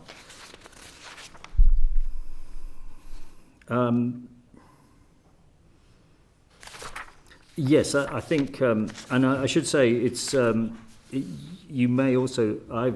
There's useful information on the European Court for Human Rights database system about where they have made decisions, and that's accessible to anybody. It's a bit legalistic, but generally speaking, that's a possibility. I've looked through that, and I couldn't give you details, but I think the bill raises questions about that, and that seems to be someone somewhere in the DOJ has presumably worked out why they think that these provisions comply with the ECHR, but I haven't seen that, and it will be interesting to see where they have put the balance, because I know not everyone is a supporter of the Human Rights Act, but that is the law here. It's not just the law in terms of the Human Rights Act. Obviously, it's part of the Northern Ireland Act from '98, which means that the government can't breach this, and I think there's a problem that they are. But it would be relatively easy to tinker with that, but I'd be very happy to read the legal advice and see where they think the balance is, because I think it's not quite right. I think I should stop there, if that's okay, Chair. Yes, of course, John. Okay. Deirdre, you want to go first, do you? Yeah, I have a few, if that's okay. I've tried to split it with Ciara then, so it's not just me. And thanks very much, John and Jill, for coming in. And I suppose it was helpful because most of the questions of the board were on the human rights considerations, and as you say, are the necessary and proportionate, and that's what we're trying to grapple with. I'm going to cover some of the biometric stuff, because obviously police in Scotland only take biometric data for under 18s if they're arrested for a violent or sexual offence, or otherwise by exception. So it's just to get your view on that, because obviously we have heard from the Children's Commissioner and from others around stigmatisation of young people. And for the reasons that you said earlier, you know, people mostly do move on in terms of rehabilitation. So my concern with the current model is particularly the impact on children and young people. So I'm just keen to hear your view on that, and whether you think the Scottish model is a better approach to it. I think it's good news that people, kids that get in trouble, move on and away from that. And part of the ways that kind of more modern criminal justice systems work around the world is to try to ensure that the labelling of a child, if they've committed an offence, doesn't stick with them, so that when they, you know, whatever happens to them, they can get a job, because obviously it's problematic. It's difficult to get jobs when you've got a criminal conviction, and the whole kind of panoply of retention of material raises questions about whether they can have a fresh start. Not everybody is going to move on, and some people will commit offences in the future. But somehow you have to distinguish. So I think the Scottish model is more sensible, because we're trying to say to children and young people, even some of those people that we've seen on the media in the last 3 days, we want those people to move away from those criminal activities and move towards being productive citizens, and, you know, building their life and having a family and having a job. And the more stigmatised you are by the criminal justice system, the less easy it is to move on. That's not to say that, you know, there are some bad people who are young and they will commit offences in the future. So I'm not naive, but I think the more chances we get, give people to move away from crime, the truth is the less crime that people will commit, I think, you know, and that's why I think many people, that's why the United Nations Treaty on the Rights of Children pushes on this process of actually not labelling some kids as being bad and then not being able to help them to get away from that. And there's an issue which I didn't mention, which is this issue which the Children's Commissioners have raised about diversion, that even with diversion you can still have your DNA details retained. Yeah, no, and I think that would be the concern, well, from my perspective anyway, around the biometrics, is particularly that impact on children and young people. And I do think the Scottish model, because it is proportionate in terms of looking at the more serious offences, you know, there's different allowances for that, but not stigmatising as a whole. I suppose the other bit around I would agree in terms of the photos. I think they should be considered as biometric. And, you know, the fact that we got that the PSNI currently hold around 182,000 photos. And even the Biometrics Commissioner in Scotland said, he is an ex-police officer, you know, that they would keep everything if they could. So again, are the checks and balances there in terms of that? And I just think around I suppose it'd be useful to share with you, we've got some more rationale for the retention periods in a letter or correspondence from the department, where they had talked about the Sunita Mason review on criminal records, and that gives some rationale in terms of where they were saying that review said that they should be held for 100 years. So I don't know if there, you know, that's kind of some guidance, but again, we're trying to push the department on more rationale for the retention periods, because as you say, the upper limit is 75. If you're maybe not committing an offence until you're 15 or even 25, that is a lifetime. You know, you're going to be probably on the whole dead if you get that upper limit. One of the other areas around... So just on that point, yeah. And I'm not sure about this, but it may be something you would investigate.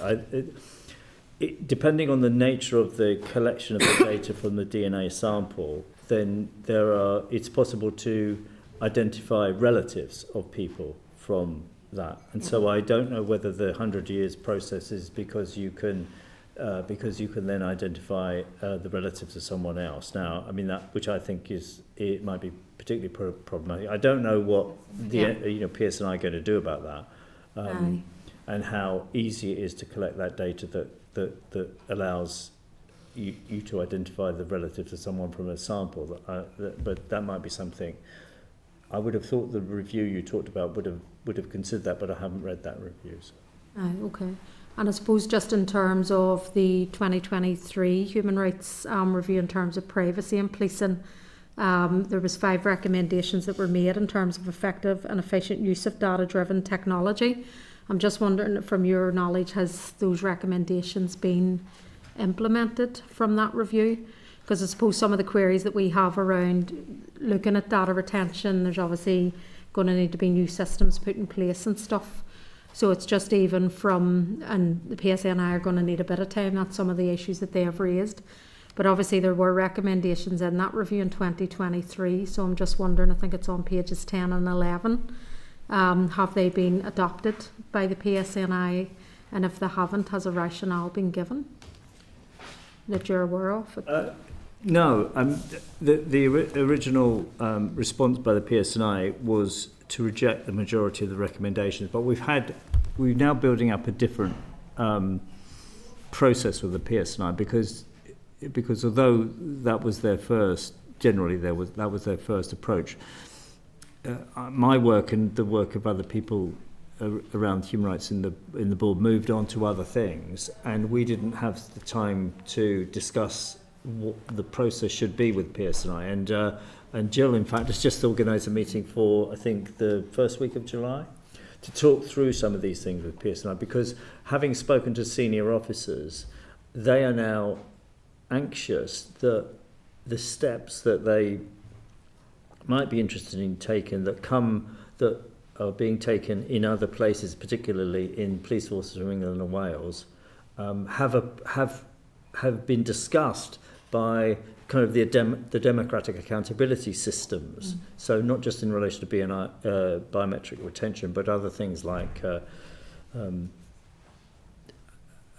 artificial intelligence and facial recognition systems. But our report said, and that I thought I was anxious because I thought there was some democratic deficit, to use the technical jargon, because I wasn't sure that the Assembly was really helping the PSNI to decide what was or wasn't acceptable in terms of what they do, because once you get into the issues of privacy, you get into the issues of the collection of data, not just of those people who've committed offences, but significant numbers of others. You know, you only need to look around in the centre of Belfast to see all the cameras about that being collected, and markets and stuff. And so I think that you know, I'm teaching you to suck eggs, but I don't really mind doing that.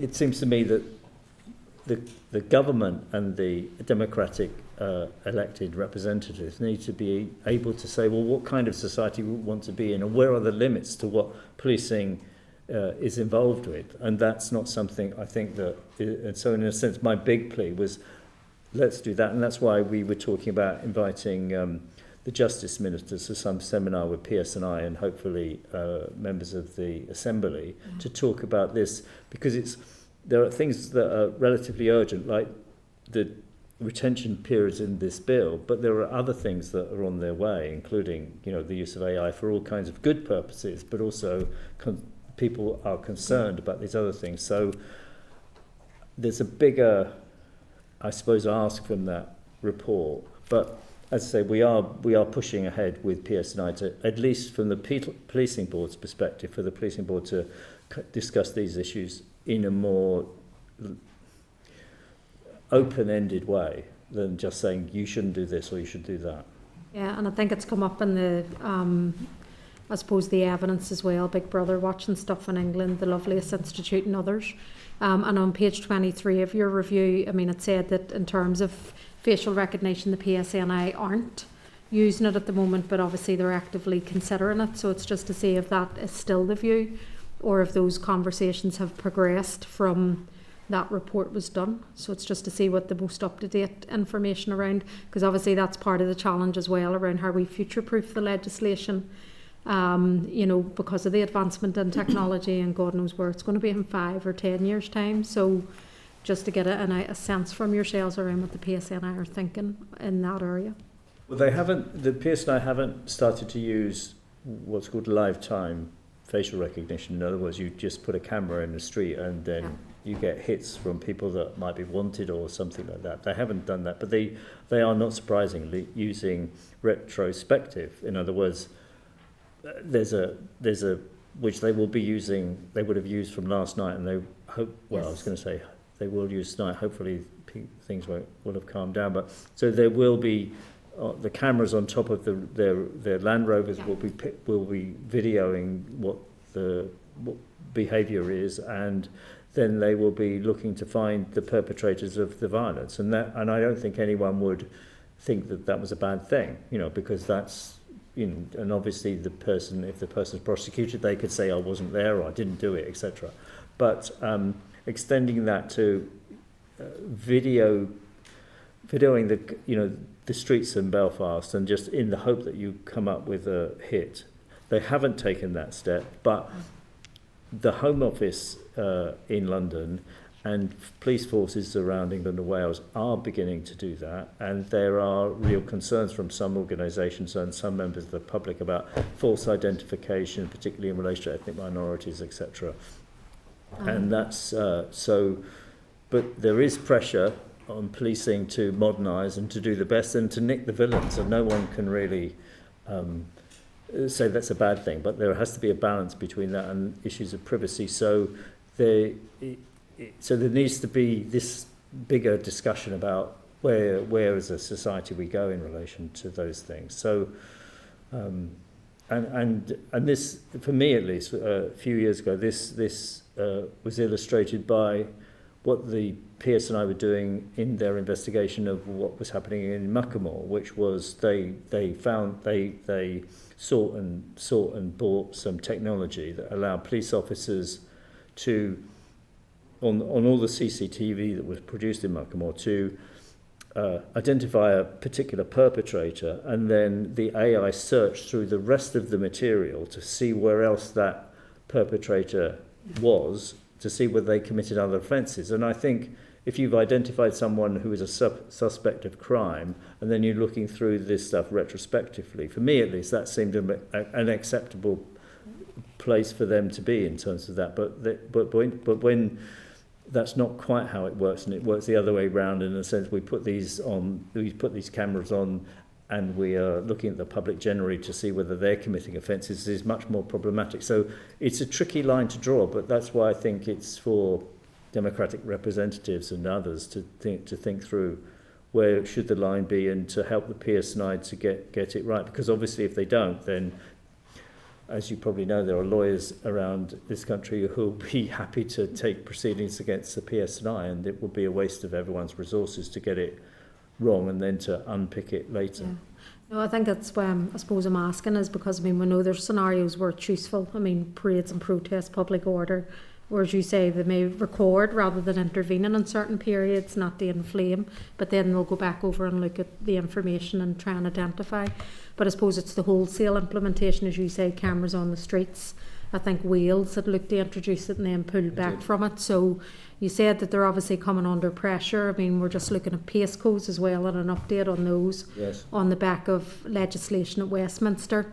So I'm just wondering, is that where the pressure's coming from, or do you think they're actively looking at cameras in that way, or are they not at that point yet, the PSNI? Well, there was a time about 2 years ago, maybe 3 years ago, before when we started writing the report, where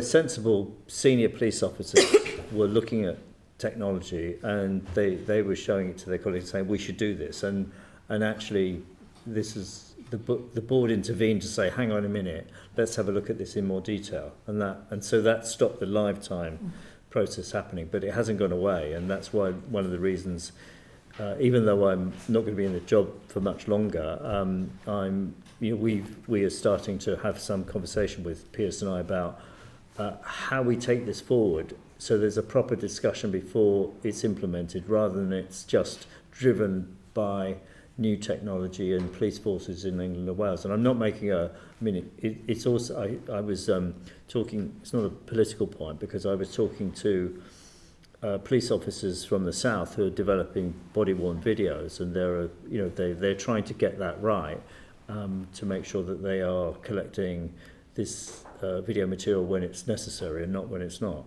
Yeah. No, thank you. Okay. Everybody, I'm just conscious of time, so if we can cut the preamble to the bare bones, if at all, and go straight to questions. We're aiming for straight to questions and straight to answers, please. Is that okay, Morris? Thank you very much, Chair. Thanks very much for your presentation, John. And Jill, giving you the help there. Something I had raised earlier in the meeting was about the lack of quality for live links. If a signal drops, if there's something wrong with the video, if something wrong with the audio. But you've actually raised something which gives me more concern, and that's the point where you raised that a defendant may be on a live link in one place and his representative may be in a live link at another place. To me, that's problematic, and that shouldn't happen, and we need to make sure that it doesn't happen. So there should be something in the bill to say that a defendant via live link must be in the same room as his representative, and that's a big concern. And the other one is AI advances. I mean, they're gathering, it's unbelievable the way it's developing at a pace. I'm led to believe it's got to the stage now that it might be capable of enhancing its own capabilities, but we'll see. There are instances in historical videos of crimes where people can be recognised if they are taken recently. That AI can match up that person with that crime. And this is a big thing. I think it's an advancement. I mean, I welcome that there. But it just shows you where we are at. If people can be recognised if they're wearing a mask by their facial features, by the way they walk, etc., etc. And AI could pinpoint somebody who has committed an historical crime if they have an up-to-date video of them and you can match it. So that's a problem. The biometrics, if a young person commits a serious crime, I have no issue with their biometrics being kept, none whatsoever.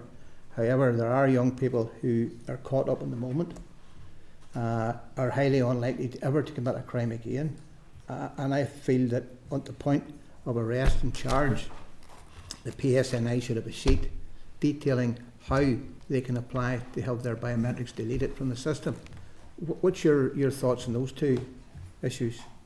No, absolutely, and I'm conscious of what's been happening over the last 3 nights, and there will be bad people who've done bad things, and they should be prosecuted. And if they are convicted, their DNA, their biometric samples should be kept because they may be a threat to other people.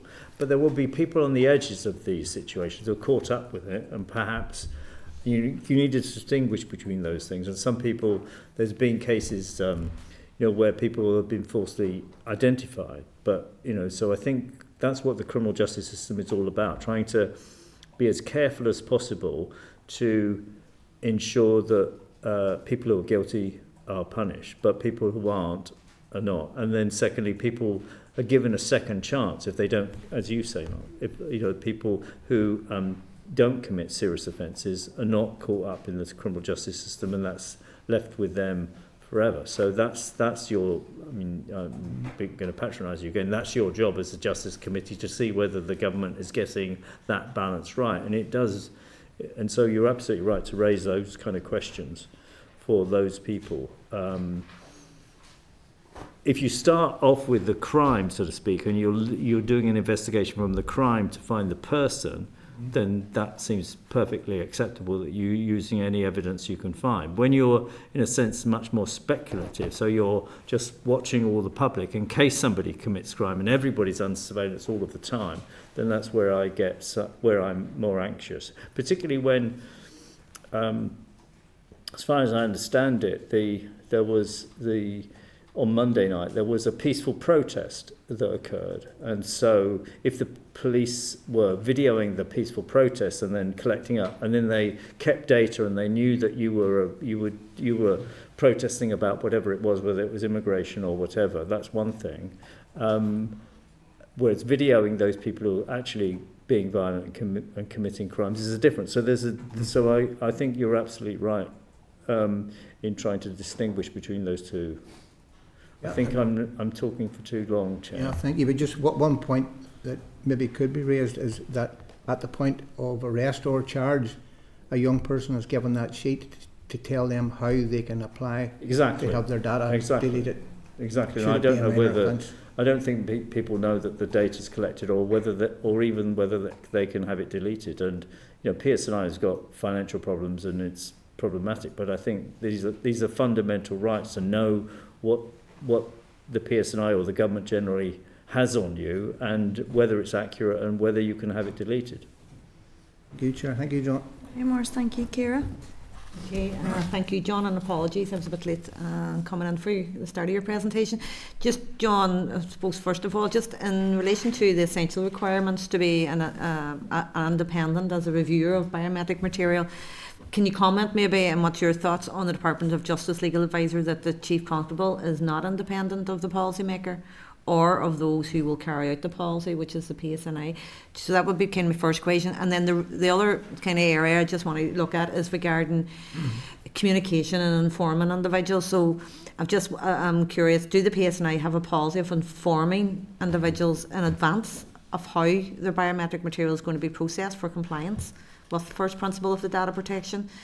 Secondly, obviously, when you have consideration to their rights, have you given any consideration to how the rights, including the appeal rights, as you had discussed earlier, of an individual will be clearly communicated to them, especially children? And we've had many presentations here about vulnerable children and how we can ensure that they're informed of their rights and is clearly communicated, particularly in relation to the retention aspect that we've talked about. And I suppose, just following on from that then, have you considered how the PSNI will be able to securely manage and implement the varying retention periods when the biometric data is shared across the different UK databases, and ensure individuals are appropriately informed? So that's me trying to be succinct as possible. Is that okay, Chair? Thank you. Thank you for those. I'm just trying to make sure John got a note of all 7 or 8 of those. John, did you get them all? Well, I've just the board is being the chief constable has been at the board to tell the board what's been happening over the last few days, and so but quite rightly, John Boucher is an independent. His job is policing. His job is to protect people, to find the evidence. That's his job, and that's quite right. That should be his job. But someone else should be looking independently about how much data is being collected. I'm old and I've got a long career in policing and human rights, and police officers, their job is to protect the public, but that doesn't mean to say that everything they say or do is the right thing for society generally. And I'm a fan of John Boucher's, but somebody else should look at it and say, well, what are the policing needs for this, the retention of this data, and what's the balance and the probabilities? That's why I do suggest that there is some kind of process whereby the new biometric commissioner has some appeal or whatever else. So that's the first thing. The second thing is, as far as I know, I don't think you get a form when you leave custody saying what's happened to your DNA. My guess is you might be told when the DNA sample is taken and where your fingerprints are taken. But I feel I should know the answer to this, but I don't. But that's going forward. That would be sensible. And I'm sure you've all found the draft, the Justice Bill, very difficult to understand. That's a problem in itself, particularly if you were trying to explain to someone whether their material was retained and how long it's going to be retained. And that's going to be difficult for police officers, the PSNI generally. And so whatever the law is, it should be made as clearly, it should be explained as clearly as possible, and with something you take away, because as I say, I've been in police stations a lot, only once as a suspect, but I can tell you that story another time. I was cleared. I did sue the police. Anyway, but people are very confused when they're in police custody. They're very, they need to take something away, and then they sit with their parents or whoever and say, okay, now what does this mean and what we should do about that? So that's happened, and that would be difficult to do because it's so complicated. No, thank you. Yeah. Here's I'm happy enough with you asking your question. I just want to make sure that John had got all the questions that you had asked. Is everything that you've asked covered there? I suppose it's at the sharing the database, sharing across the UK. And how you inform appropriate, but I do get it, because I've worked under Access NI even, and having to go to the legislation because it's a grey area, specific jobs, and then the crime and stuff, so it is difficult. And then how can they communicate at the individual? So no, you've just reinforced the issue that it is difficult to be able to do, but it's critical that people are informed early of exactly how their data is going to be used, under what legislation, for how long, and who has access to it. Essentially, from the start. And in our privacy report, you can see that we try to kind of sketch out how many databases there are, and which databases the PSNI has access to, and it is quite scary. I mean, I know that people say if you've got nothing to hide, you've got nothing to lose. But the truth is that in my career, I've come across miscarriages of justice. People get labelled, and material is misused. And that's a problem, and that's why we have protections. That's why we have the Human Rights Act, and that's why we have a Justice Committee, I guess. Okay, Ciara, thank you. Thank you, Danny. Thank you, Chair. John, thank you. John, in your opinion, has the PSNI made any progress in addressing the scale of the human rights breaches when regards to children and young people when they come into contact with police? You're following my report, you mean? Yeah. Well, we the process that we go through is we try to write a report, send it to PSNI, publish it, and then we expect them to respond within 6 months. And so we're waiting for a response, and I understand that will come next week, I think. Yeah. So, we've had lots of useful conversations with the deputy and others about and the report was welcomed by the PSNI. So I'm hoping that they will be positive. But my job and the job of the board is to push, and so sometimes we don't always get a green light to everything. So I think watch this space. I'm hoping that it will be at least 50% successful.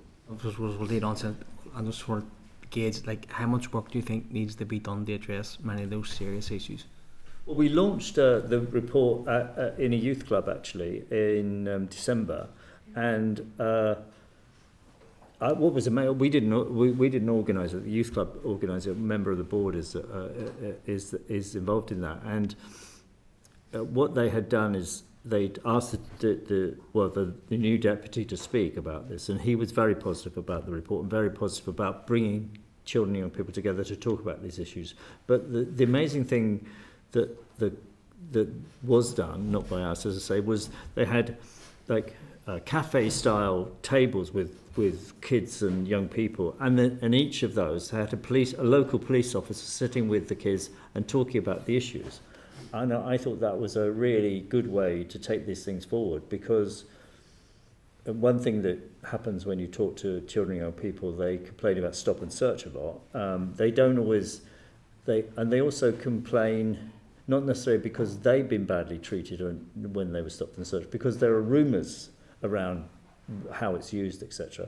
Whether those are all true or not, I mean, I'm quite critical of the way the PSNI use stop and search, but you need to kind of get away from those rumours and stories and get people to talk to each other, and that's that's particularly what the kids said to us in terms of neighbourhood officers, and I know that's there are resources issues. So building links between people on the ground seems to be the thing that means that the police officers and children and people are working together, rather than one group feeling that they are being targeted unnecessarily by the other. You know what, and 100% of everybody you've worked myself, and it's very important for that engagement front facing, especially with the neighbourhood teams. But there was slight criticisms from children's rights advocates around the recommendations of the report, and that very much some of the seriousness wasn't really reflected in that.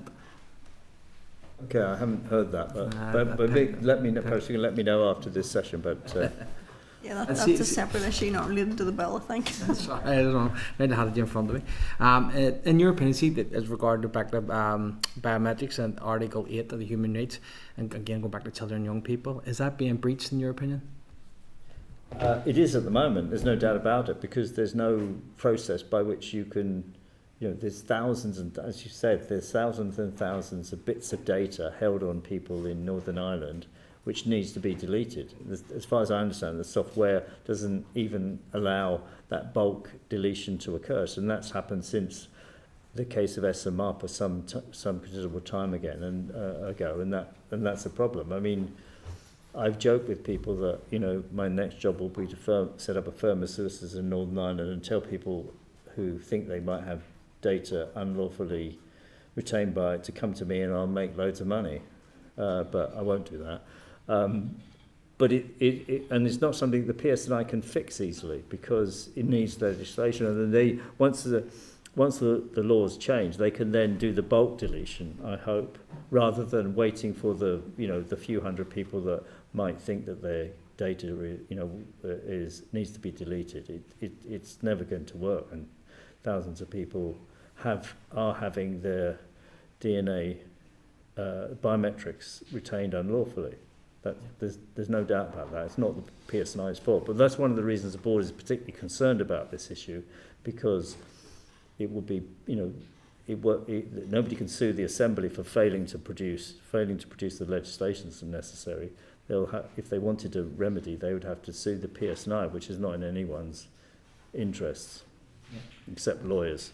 Yeah. And just last week, Chris, just for your opinion on it, and it's just around the human rights and children knowing their rights, particularly around us having one of the lowest and criminal age responsibility being 10 here. Is there a body of work within this that needs to be done to educate our young people on what their rates really are? Yeah, the PSNI produced a good card on stop and search recently, which is a good start, I think. But our researchers suggest that there's a lot of rumours and false stories, true stories as well. But and so I think I'm particularly concerned because statistically speaking, often the first contact that a young person has with the PSNI is when they're stopped and searched, rather than when they're a victim of crime and then they're being helped. And actually, we know how good a job the PSNI is doing in terms of protecting people and investigating crime, but that's not always the view that young people have. I've got lots of. I spend a lot of time, as the chair knows, talking about stop and search, but that's not the subject of this. But the more that there needs to be a relationship between children and young people and the police who are there to protect them, and that's not, in some communities particularly, that's not what's happening. Thank you. Chair. Thank you. Okay, thank you, Donny. Does anybody else want to come in on anything? I was just clarity on, because I know you answered it in terms of Danny's question around Article 8, that it's in breach probably of Article 8 now, but there's obviously proposals in the bill to retain even for 5 years, even if an offence, if there hasn't been an offence committed. Do you believe that could be a breach potentially as well? Yes, because the way that Article 8 works and the way that the European Court of Human Rights says is that you're innocent until proven guilty. So data shouldn't be collected on you until you're guilty. And so in general, I think that is problematic. Obviously, it could be used in a much more careful way by the PSNI as we go forward, and there could be particular circumstances where that was justified, but in general it can't be right. Okay, thank you. John, I have about 9 questions here, just want to work through. 9? Yep, that's the came to me. It's a big issue, it's a big bill. First of all, I want to put on record, I suppose, and pay tribute to Kate and Bobby and the engagement team who've taken forward a lot of that work in the arena for children and have made a big difference, I think, even in terms of the children and young people's strategy in the place. And it was a really good event at New Forge as they launched that, so well done to all of the teams involved there.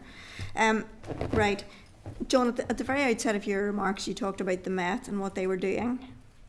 Could I ask you just to clarify for us, to your mind, what is the distinction between what the Met was doing versus what the PSNI does when it's evidence gathering? Well, what the Met is doing is they've got these vans and they've got a camera on top, and they turn up and they, to a particular locality, and they video everyone that's walking by. So in other words, they're kind of keeping people under surveillance with a view to trying to identify people that are wanted for some reason or another. The PSNI don't do that. If there's, say, somebody does criminal damage in Belfast, for instance, and there's CCTV, and the owner of the property complains, then they will look at the CCTV. So they start from the fact that there was a crime, and they start from the fact that somebody was involved in that, and they might be able to find out who that is by using that CCTV. The Met was just monitoring, I suppose. The Met was just monitoring in general. Yes, exactly. That's the difference. Right, that's helpful. Thank you. It's proposed that the Commissioner would not produce a code of practice, but rather may produce, this is the Biometrics Commissioner, yes, would not produce a code of practice, but instead would produce guidelines that could be followed. The Scottish Commissioner's recommendation was that there should be a code of practice. Do you have a view on that? Yeah, I think that, especially when legislation is so complex, it's very sensible to have a kind of statutory code, because then police officers know what, they don't need to look at the legislation and try to get lawyers. They can, because it's written in a different way, and the code of the code of practice helps police officers to make those decisions, but it also helps members of the public who don't necessarily have access to the law in all its wonderful detail and actually can understand what that. So there's no doubt that codes of practice in any complex area of law are very sensible. Thank you. Another issue that the Scottish Commissioner raised was the issue of DNA sample versus profile. This bill would propose that the samples would be destroyed, but the profile kept. I'm trying to figure out in my head, I'm a big privacy advocate. I don't think your DNA should be kept on this issue, and I agree. I'm just trying to find balances and things, John. So what's the balance to be struck between the destruction of the sample, retention of the DNA, and the rights versus technological advancements that could be used were the sample retained? Yeah, that is a tricky question. And obviously, scene of crime samples could be kept for as long as necessary, because there's no person identified with that. And it is true that biometric retention processes and identification will improve, I'm sure, over time. But I think that where we are at the moment, and given that DNA samples and the production of an identifier from those samples is pretty standard now, I think that destroying the samples of individuals isn't problematic, and people are much more anxious, whether justifiably or not, of their samples being stored, because something could go wrong. That sample could find its way to a scene of the crime. I don't want to be too paranoid, and actually, when a sample of your DNA has much more information in it than the identifier. So because when the sample is dealt with to produce an identifier, it produces a kind of a barcode almost, but it doesn't have all of the other data in it that could be extracted, like whether or not you have the possibility of a long-term illness, or whether you have whatever else about your health on your biology. And so it's much more. There's much more information that could be extracted, which isn't at the moment, but people would quite justifiably think perhaps more data, including, as I mentioned before, about relatives and family connections. So I think the samples should be destroyed, and if there's a reason to keep the data, that's a different reason. Thank you, John. The Lady Chief Justice highlighted a couple of issues around the youth custody supervision issues and the 14 thing there. So she says the age limits proposed for the new custodial disposal may be problematic, as it has the potential for offenders brought before the youth court on the same offences having outcomes which are age dependent. It is entirely foreseeable that solely on the basis of age, one co-accused may be facing a YCSO, whilst another, on the same facts, may not. There is also potential, borne out in a recent case, that older controlling parties could use this freedom from risk of detention to persuade under 14s to act for them. Have you any comment to make on that? No, I haven't researched that issue, so I'm not sure. I'm sure that what she said is a possibility, but I don't know how that works with this legislation. It hasn't, because I've been focusing on policing issues. Yeah. I know it's akin to that. It's not something I know, I'm afraid. That's fair enough. John, any comment to make? We heard from the Ada Lovelace Institute. Any comment to make on the whole issue of the extent to which biometrics are taken in the private space? The only thing I'd say about that is that we consulted Ada Lovelace organisation when writing this, and they seem to be the cutting edge of what was happening. But that's not something I know anything about. No, that's fair enough. Yes. What to your mind, or to the board's mind, is the balance between an individual rights and protecting the public? Just that small question.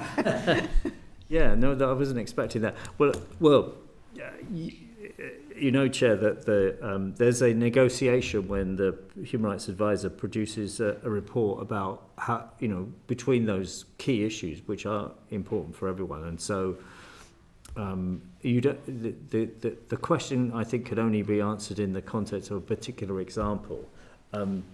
Sometimes the Human Rights Advisor's reports are agreed by everyone, and sometimes they're agreed by the majority in that, and so not everyone agrees with everything I say all the time, but that wouldn't be a surprise. So No. I think Has an opinion been expressed? Has a majority opinion been expressed? about the balance in Yes. general, what in relation to biometric retention or in general. Yes, in relation to biometric retention. I think that generally speaking, the board wants to find a balance between the two things.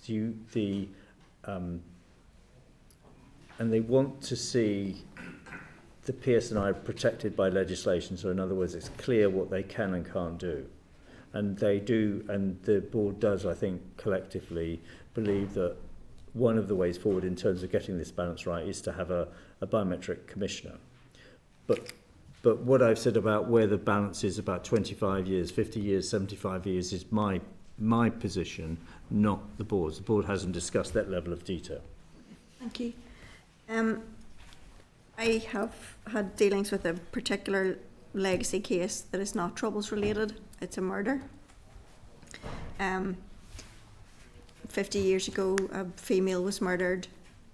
There were evidential samples at the time, and there were suspects at the time.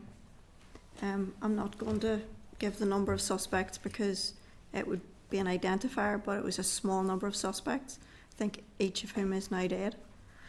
In circumstances where if somebody has not been accused of a crime or has not been charged with a crime and their samples are destroyed, where does that leave families kind of further down the line who might, even if the suspects are dead, who might have been able to get some information and closure around what happened to their loved one? Has there been consideration around that?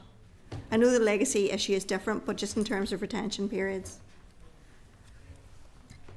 Well, going forward, well, if what's in the bill is enacted, then of course those periods are very long, so that issue probably won't occur in future. Those would be destroyed after. The samples, but yes, after 75 years. No, I mean, if somebody hasn't been convicted of anything, is their DNA not destroyed after 3? I see. So the suspect never had their DNA taken, so they. No, well, I think the issue is that they were never charged. They weren't able to be charged. I mean, it was 50 years ago. Weren't able to be charged, and thus never convicted of anything. Right. So, in theory, if we're in this arena, They could be arrested and their DNA could be taken and then compared with a sample from the scene of the crime or the DNA profile. Is that what you're thinking about? Yes, or if they're not charged because there's insufficient to actually find anything, it would be destroyed and they'd be let go and that family would never. I suppose I'm thinking about the destruction period and technological advancements. Yes. Because I'm also in the space of no, they shouldn't have a right to take your DNA when you've not been found guilty. However, just because people haven't been found guilty doesn't mean they're not. Yeah. So I'm trying to find the balance in there between, okay, yeah, you're absolutely what is right. a reasonable period and how do we... And as I said before, and I know you agree and understand this, that the presumption is that you're innocent until proven guilty. If somebody was a suspect, then of course they can be arrested.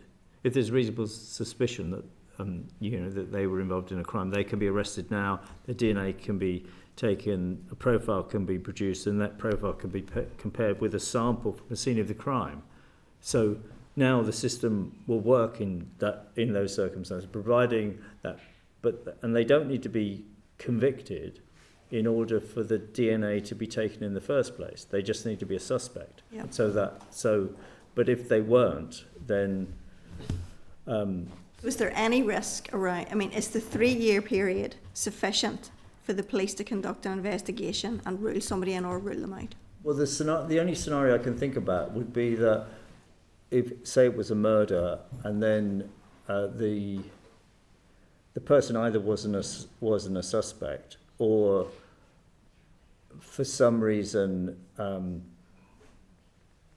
the evidence they put no DNA was taken. But generally speaking, you don't need to be convicted to have the DNA taken for the first place. So if it's retained for 3 years or whatever period it is, and then they discover the DNA, then I can see that beyond that will create a problem. Right. So, but essentially, then, to your mind, 3 years is sufficient for the. I think 3 years is a long time to be held to be kind of maybe guilty, maybe not. I think so.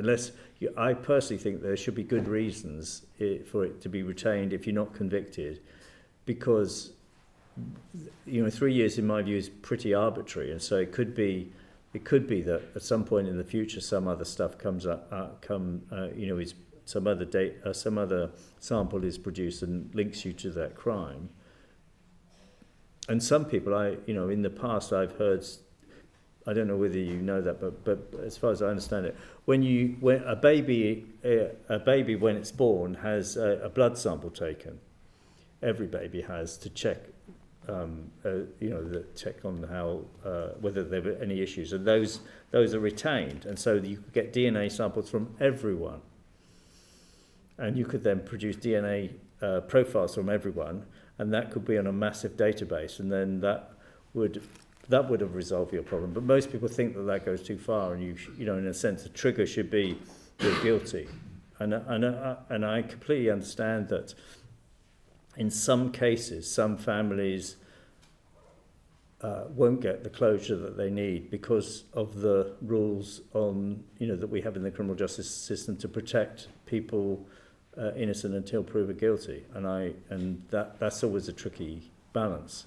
And I don't know. I mean, I've told you where I think the balance is, but where it should be. But no, that's I'm just trying to work through it in my own mind.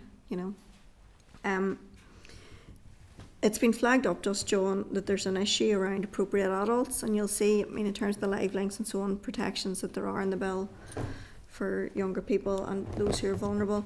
It's been flagged up just by the Law Society that often the appropriate adults, or indeed social services, are not highlighting to young people the importance of them having legal representation in the custody setting. Has the board expressed any view on that, or has the PSNI? Only as an aside, because when we did our report on strip searching children and young people in custody, what was clear is that the legislation was clear that there should be an appropriate adult for the child and young person, and often that wasn't happening. And despite the fact that there is an organisation called Mindwise that produces appropriate adults when there's no person, when the family isn't able to go or the person's in care or whatever, and that system works generally well, but it needs somebody needs to be called out. I mean, as I said when we were producing the report, if I've got 2 kids, if one of them was in custody and had been arrested, I'd be there for them, because whatever they've done, my job is to be their parent and to look after them. And I think most parents think that.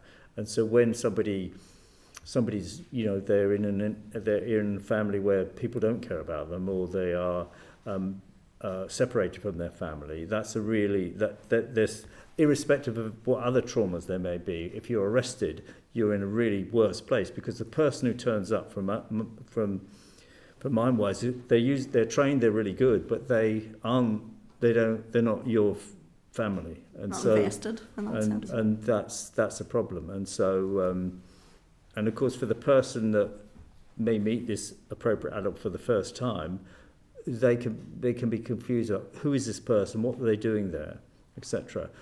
And they have a kind of role to ensure that things are done properly. But if you have a lawyer there, then the lawyer says, I'm on your side, my job is to be there for you. if you don't. So that's a different thing. So they're not. So sometimes there is confusion that you. Why do you need a lawyer when you've got an appropriate adult? But I think they have different roles. Most certainly, and so do we. The issue is that the Law Society is flagging up that the appropriate adult who is supposed to, I suppose, impose upon the young person, the vulnerable person, it's important that you would have legal representation. They're not fulfilling that. And actually, it's custody sergeants who are saying you really need to get a solicitor. Yeah. So what I was trying to ascertain was, that's been flagged up to this committee, has it been flagged up to the board? Have the police ever raised it? Has the board ever raised it with the police? No, only as an aside in relation to what I've said, but the board's never considered that particular point, absolutely not. Could I ask if you would take that back to the board? I think that's an important issue, Yeah. John, thank you. Okay, this is the final one for me, just around this. Yeah, I think this is your 9th, I've been counting. In terms of the development of the IT system around biometrics and retention periods and all of that, review periods and so on, the department is talking about bringing those forward in regulations after the fact, which would mean actually that development of the IT system by the PSNI was substantially underway before they would have any idea what was coming forward in terms of reviews and so on. Has the board had any conversations around that or expressed any concern over that? No, that's not the level of detail the board have gone into in relation to the bill. I mean, as you know, Chair, I'm very happy to always give my opinions, Please do. even when they're not asked for.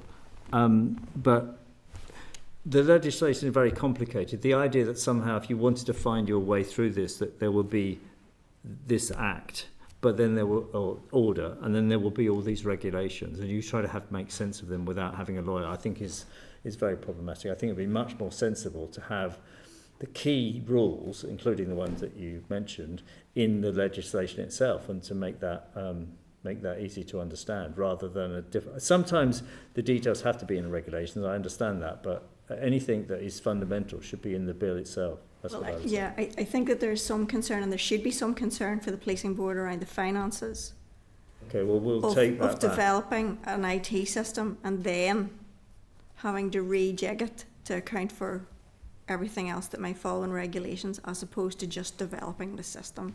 Yeah, that sounds very sensible, that they do it they do all this in one go, rather than waiting for regulations, because regulations could take some time. Indeed. That's great. Anybody, anything else? No? John, you've been very generous with your time and your candour. Thank you very much indeed. Jill, thank you for your patience. Thank you very much. So thank you very much, and safe journey back, John. We appreciate hearing from you today. I presume if there's anything else we want to follow up with, we can just drop you a line. And that's absolutely, yes. Because while you're still in tenure. My contract ends at the end of July, but I got to hang around probably for some other things, including the covert surveillance report from Angus McCulloch, which you may have heard of. So, anyway, Okay. More of that another time. Thank you very much, John. Appreciate it. Thank you. Right, members, let's move back. Agenda item 7 is an SL1 on PACE codes. I'd ask you to turn to page 144 to 164 of your pack, and pages 21 to 35 of your tabled pack. Members, you'll also have received the department's responses via email earlier this morning. I'm not sure if people have had a chance to read that. I didn't have a chance to look at it. And just to remind you that at our meeting last week, we agreed that the full paperwork on the PACE codes, which is around 600 pages, would not be included in this week's pack. Everybody seems to be familiar enough with the issues. We considered follow-up information provided by the Minister of Justice, which outlined potential options for a way forward on amendments to the PACE codes. Option 1 being to wait for guidance from the Equality Commission, and option 2 being to put in place an interim Annex L, which would allow the department to put in place the updates required to reflect changes in counter-terror and national security legislation, whilst taking adequate time to tease out the implications of the Supreme Court ruling in relation to the Equalities Act. The Minister of Justice asked the committee to provide a response to the proposed PACE Codes amendments outlining its preferred option by Friday the 13th of June, which is tomorrow. Members of the Police Federation's response is at page 21 to 35 of the table pack, and the committee is still waiting for responses from the PSNI. We've also requested legal advice on whether the committee is being asked to agree only the proposed amendments to the codes or whether we're being asked to agree the amended codes in their entirety. And that advice is going to be available, and the examiner will be available to attend next week's meeting to provide an oral briefing on advice. So, I suppose the question is then, do you want to determine today, or do you want to wait until you've received the PSNI response and the legal advice before you consider our position on the proposed amendments to the PACE Codes? Deirdre? Yeah, Chair, no, I mean, we only received a substantive correspondence from the department today, and we're still awaiting information, so I wouldn't be comfortable taking a decision today without the additional information that we requested. Anybody else? Anything to add on that? I would have a different view, and I did get a chance to read the papers this morning, and I would be in a position to make a decision, but conscious others may have different views. I didn't get a chance to look this morning, so I haven't seen that. We only sent at 11 o'clock, like, if you're Yeah. in meetings, and we're still waiting information from the PSNI. I think in the grand scheme of things, a week, and I mean, they've been waiting since December 2023, I think a week is not going to make that much of a difference, to be honest. Anybody else got a view on, or you? No, I didn't see it. Committee meeting at 10. Yeah, we are conscious that other people have committees in the morning too. You know, we tried, and we'll try and make a decision as quickly as we can, either way. But I think it's important that we have all the information in front of us. Our members agreed with that. It's not ideal, but it's where we are. Our members agreed with that. Agreed. Okay, thank you. Agenda item 8 is causing or allowing a child or vulnerable adult to die or suffer serious physical harm, and there's a consultation on a proposal to increase the maximum sentences. It's a written paper from the DOJ to be found at page 165. So the department's proposing to launch a public consultation seeking views on proposal to increase the maximum statutory custodial sentences for the offence of causing or allowing a child or vulnerable adult to die or suffer serious physical harm. The department intends to launch the consultation on the 18th of June for the standard 8-week period, with further briefing offered to the committee on this matter once the Minister has determined a way forward. We've previously raised concerns about consultations being conducted over the summer period on a number of occasions, and you'll see at page 566 the department acknowledges that and the lower capacity of stakeholder organisations kind of in the summer period. Do you want to ask the department whether or not they might give consideration to extending that for another 4 weeks to allow people to return from the summer period, or do members have a view on that? Or are you just content to note the paper and consider it further when the results of the consultation and the way forward are known? I don't envisage this a massively controversial issue, to be honest. Any views? Are you content with the 8 weeks? It's not controversial, but Content with the 8 weeks? Reserve judgment until it's back, yeah. That's fine. That's fine. Agenda item 9 is the Aarhus Convention, update on the consideration of recommendations of the Aarhus Convention Compliance Committee. And again, it's a written paper from the department found at page 190. At our meeting on the 16th of January, we noted a briefing from the department regarding its plan to call for evidence to seek views on the Aarhus Convention Compliance Committee's recommendations on access to justice in order to inform the best way for Northern Ireland to be compliant with the convention. The department has advised that a summary of the responses will be published as soon as possible and will be shared with the committee in advance. In the meantime, the department has provided a copy of an update to the ACCC on matters within the policy responsibility of DOJ in advance of a Department for the Environment, Food and Rural Affairs meeting that was to be held on the 2nd of June. Are you content to note that paper, or do you require any further information? Noted. Thank you. Agenda item 10 is Access NI, and it's their annual performance and activity report 2024-2025, and it's a written paper from the department at page 198. The department's provided a copy of Access NI's performance and activity report and consider it a positive endorsement for the work undertaken by Access NI. Are you content to note that paper, or do you require any further clarification or information? Or isn't it just we had said about getting Access NI in, was it in the autumn?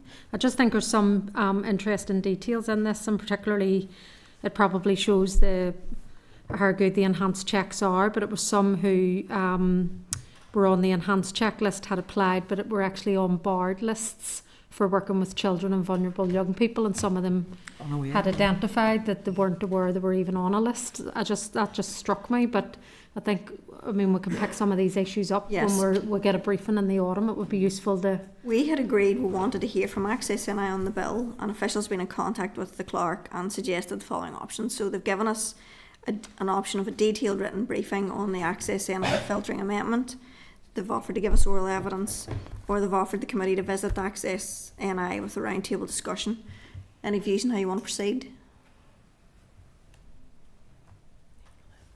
Whatever way. Yeah, I think probably oral evidence in here. It's nice of them to kind of invite us to visit, but given it's bill evidence, I think we're probably best in here. Yeah, that's okay. Yeah. And then we can address Yes, and then we can the address. report as well. Yeah, and then we can address some of the other issues pertaining to the report, because there are issues there around surplus, and they're working on applications for more than one post, I think, which a number of people are interested in. We've dealt with John, we've had his evidence. So agenda item 13 is correspondence. There's a correspondence memo and 19. Sorry, what have I missed? Yes, It's page just 16. Page 16? I don't have page 16. Thank you.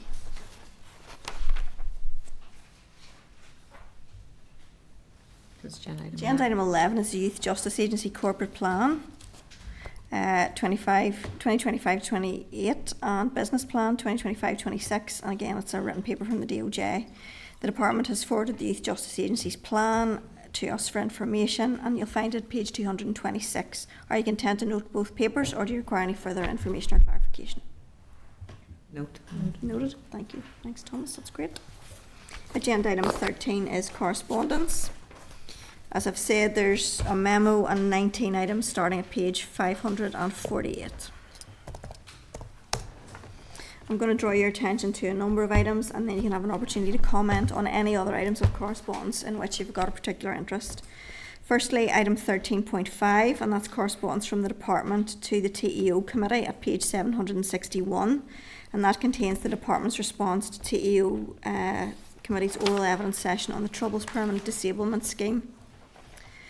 The committee's also written to the department seeking its response to the issues raised in the evidence to the Executive Office Committee, particularly in terms of those aspects of the evidence contained in the reports in relation to some applicants' negative experiences of the CAPITA assessment process. Are you content to note the department's response to the committee at this stage and consider further once the department has responded to the committee's request? Deirdre? Yeah, and also, Chair, was wondering, maybe we do it all together, is to forward on the correspondence then to the organisations that had originally raised concerns. I know they'd wrote to both us and the TEO, so just to maybe keep them in the loop. But maybe if we want to wait on the more comprehensive response, we can do it together or whatever. All in one go. Are members agreed to that? Agreed, yeah. Thank you. Item 13.10 is a report from Sejini, which I just want to let you know has gone to the relevant committees. Okay? Yeah. Thank you. Item 13.11 is at page 809, and it's corresponds from the Committee for Finance on the Deaths, Stillbirths and Baby Loss Bill. That bill completed its second stage on Monday the 7th of April, and as per normal practice, the committee has taken the views of all statutory committees to allow members the opportunity to comment on issues in the bill which may be of interest. A response from the committee, including a nil response, has been requested to be issued to the committee clerk of that committee by noon on Friday the 20th of June. Do you have any comments on the bill that you want to make, or do you require any further information or clarification, or are you content with a nil response? Oh, no, sorry, Chair. Deirdre? Suppose I declare I'm on finance as well, but it was just in terms of even the stuff we're doing around biometric, because they're moving now to an online system. Well, this is part of the COVID regs, but just to make sure in terms of the checks and balances around that, then you know how data is held. but I'm sure, I mean, they may pick it up in that committee as well. It's just something obviously we've been highlighting here as part of the Justice Bill. Okay, our members agreed that we would flag that up to the Committee for Finance, yes? Thank you. Agenda item 1312, or correspondence item 1312, is correspondence from AERC Committee at page 865, and it's their engagement on cross-cutting strategies. They've provided a list of suggested areas for consideration and requested input from Assembly committees by the 30th of September, so we've got some time in this. And committee staff are going to prepare a draft response for consideration by the committee following the summer recess. Does anybody have any issues they want to raise on this? I think it's a really important issue. It seems to me what we've found in here is we have a lot of crossovers with at least health. And this is not just about strategies. I think it's about general work. We have a lot of crossovers to extremely busy committees, both of which meet at exactly the same time. And the formal mechanisms that there are in standing orders really afford us very little opportunity to discuss those issues together. I was saying to the clerk earlier, we're kind of stuck in this hamster wheel of routine, that it's of the Assembly's routine actually that's imposed on us, and it's very difficult for us to break out of that and have constructive dialogue and discussion with other committees over cross-cutting issues, never mind strategies. And it was bad enough for the two committees trying to meet, never mind circumstances where, you know, other subject areas might come into play. And I think it's important to flag that up, that the Assembly needs to find us other mechanisms where we can have those discussions and help to make policy better and practice better for our citizens. Anybody want to add anything to that for now? I do think it's important that we feed into this. Yeah. Kathy? Yes. Beyond anything I've raised there, obviously the team's going to produce something over the summer, so if you've got comments in this, will you please feed them in the interim? Yeah. That's great, thank you. Item 1316 at page 933 is correspondence from the Open University highlighting the research paper which I flagged up last week on learnings from Why Riot, the Whys beneath youth violence, and you can download a report for free via the link in the correspondence. The OU has offered to brief the committee on the report with lead researcher Gabby Kent, and at our meeting on the 29th of May we agreed to schedule an oral evidence session with the youth workers involved in the Why Riot programme. Are you content if we would just combine that? Yeah. I think members will enjoy that session. It'll be really worthwhile. So thank you for that, and we'll go back and say.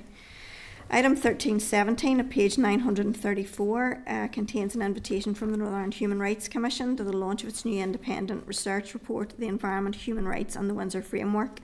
That's going to happen on Tuesday the 24th of June at the Europa, and it's also available for online attendance, and you can register via the link in the correspondence if you wish to attend.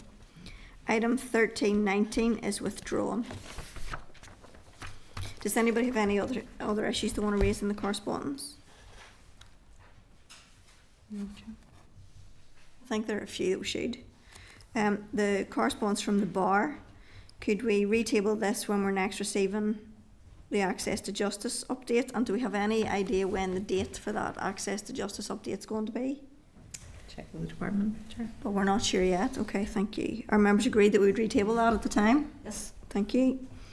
There's an issue in there about prison officers' sickness at page 770. A couple of things. It says, let me just find the right paragraph.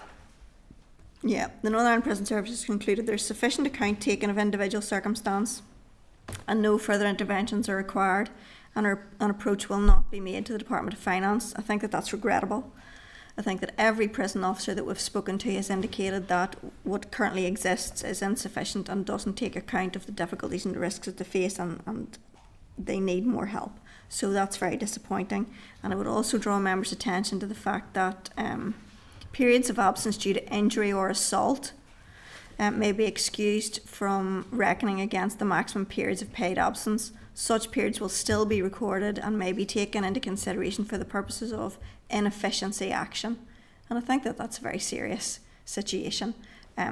if somebody is assaulted in their duty, if somebody is injured in the course of their duty, and then that is borne out in terms of an inefficiency action interview, I think that that's a poor state of affairs, and I don't imagine that anything that results from that is purely physical injury. I think there's bound to be a psychological impact and bearing on that too, and I think that it's very disappointing that that's the stance that the prison service is taking for its own officers, and disappointing that the department is not prepared to go and advocate for its employees in this regard, because every person we've spoken to in the prison service has indicated that it's insufficient, and I think that should be enough. Anybody else, anything they want to say on that? No? Right. Page 771. This is with regard to the police ombudsman situation. We had asked specifically on the issue of the police ombudsman, the committee agreed to ask the department for detailed information about the accountability mechanism, and specifically who complainants should contact if they are dissatisfied with the service that they receive.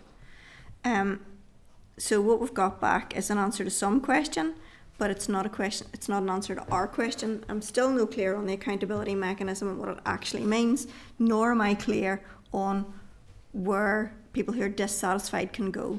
We have zero expectation that the Minister would engage in individual cases. She should not, and we do not have that expectation of her. However, given that the satisfaction levels with the Office of the Police Ombudsman are in the 30% ranges, something more needs to be done here to improve that, and we need to understand what the accountability mechanism is, and there needs to be some place for somebody to go if they're dissatisfied with service standards.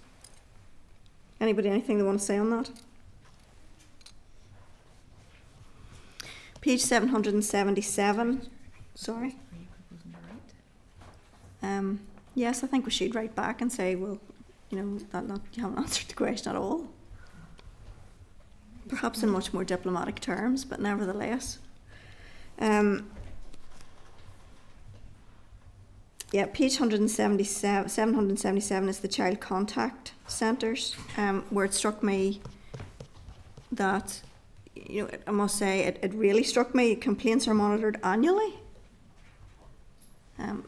I think that's fairly astonishing. Could I request that we would send that on to the Committee for Health? Yeah, great. Thank you.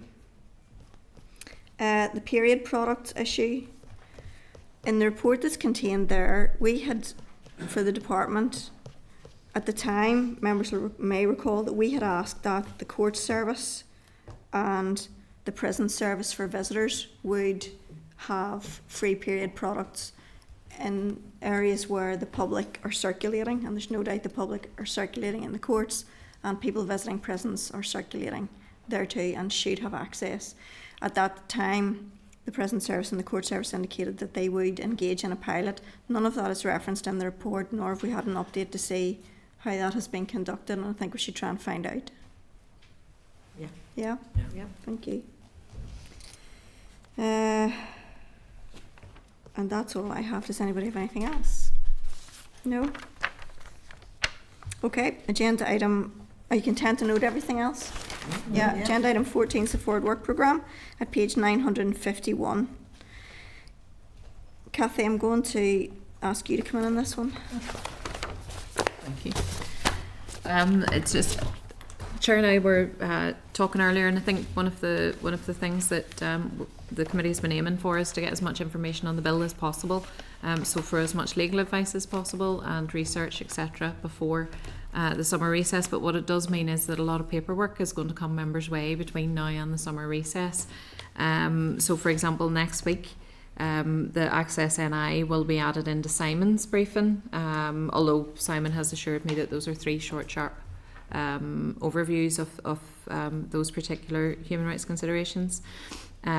Raised papers, the vagrancy and Access NI, I suspect might be in next week as well. I just want to give members an assurance that at this stage those are really just for information. It's not that you're being asked to do stuff on a lot of these things, but it's just so we can get as much information to you as possible for the summer, because I'm conscious that a lot of members want to look at the bill in more detail over the summer.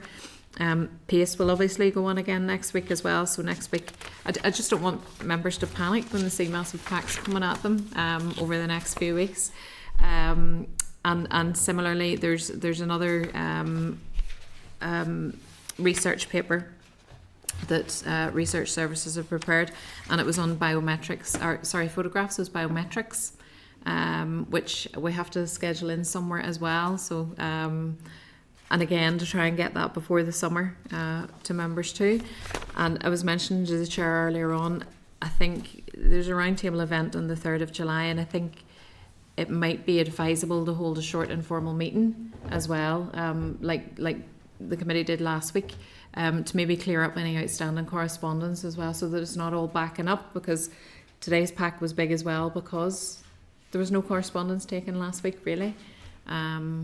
So it's kind of just to give you a heads up at this stage that the next few weeks are going to be heavy paper wise, and on that as well, we will produce a bill folder that will look very much like a meeting pack, except it's going to have every single paper that we've had so far on the bill. Just compile that for you for the summer, so again you have everything in the one place over the summer, and that will include minutes of evidence and everything. I'm looking at Stephen because he's the person working on it.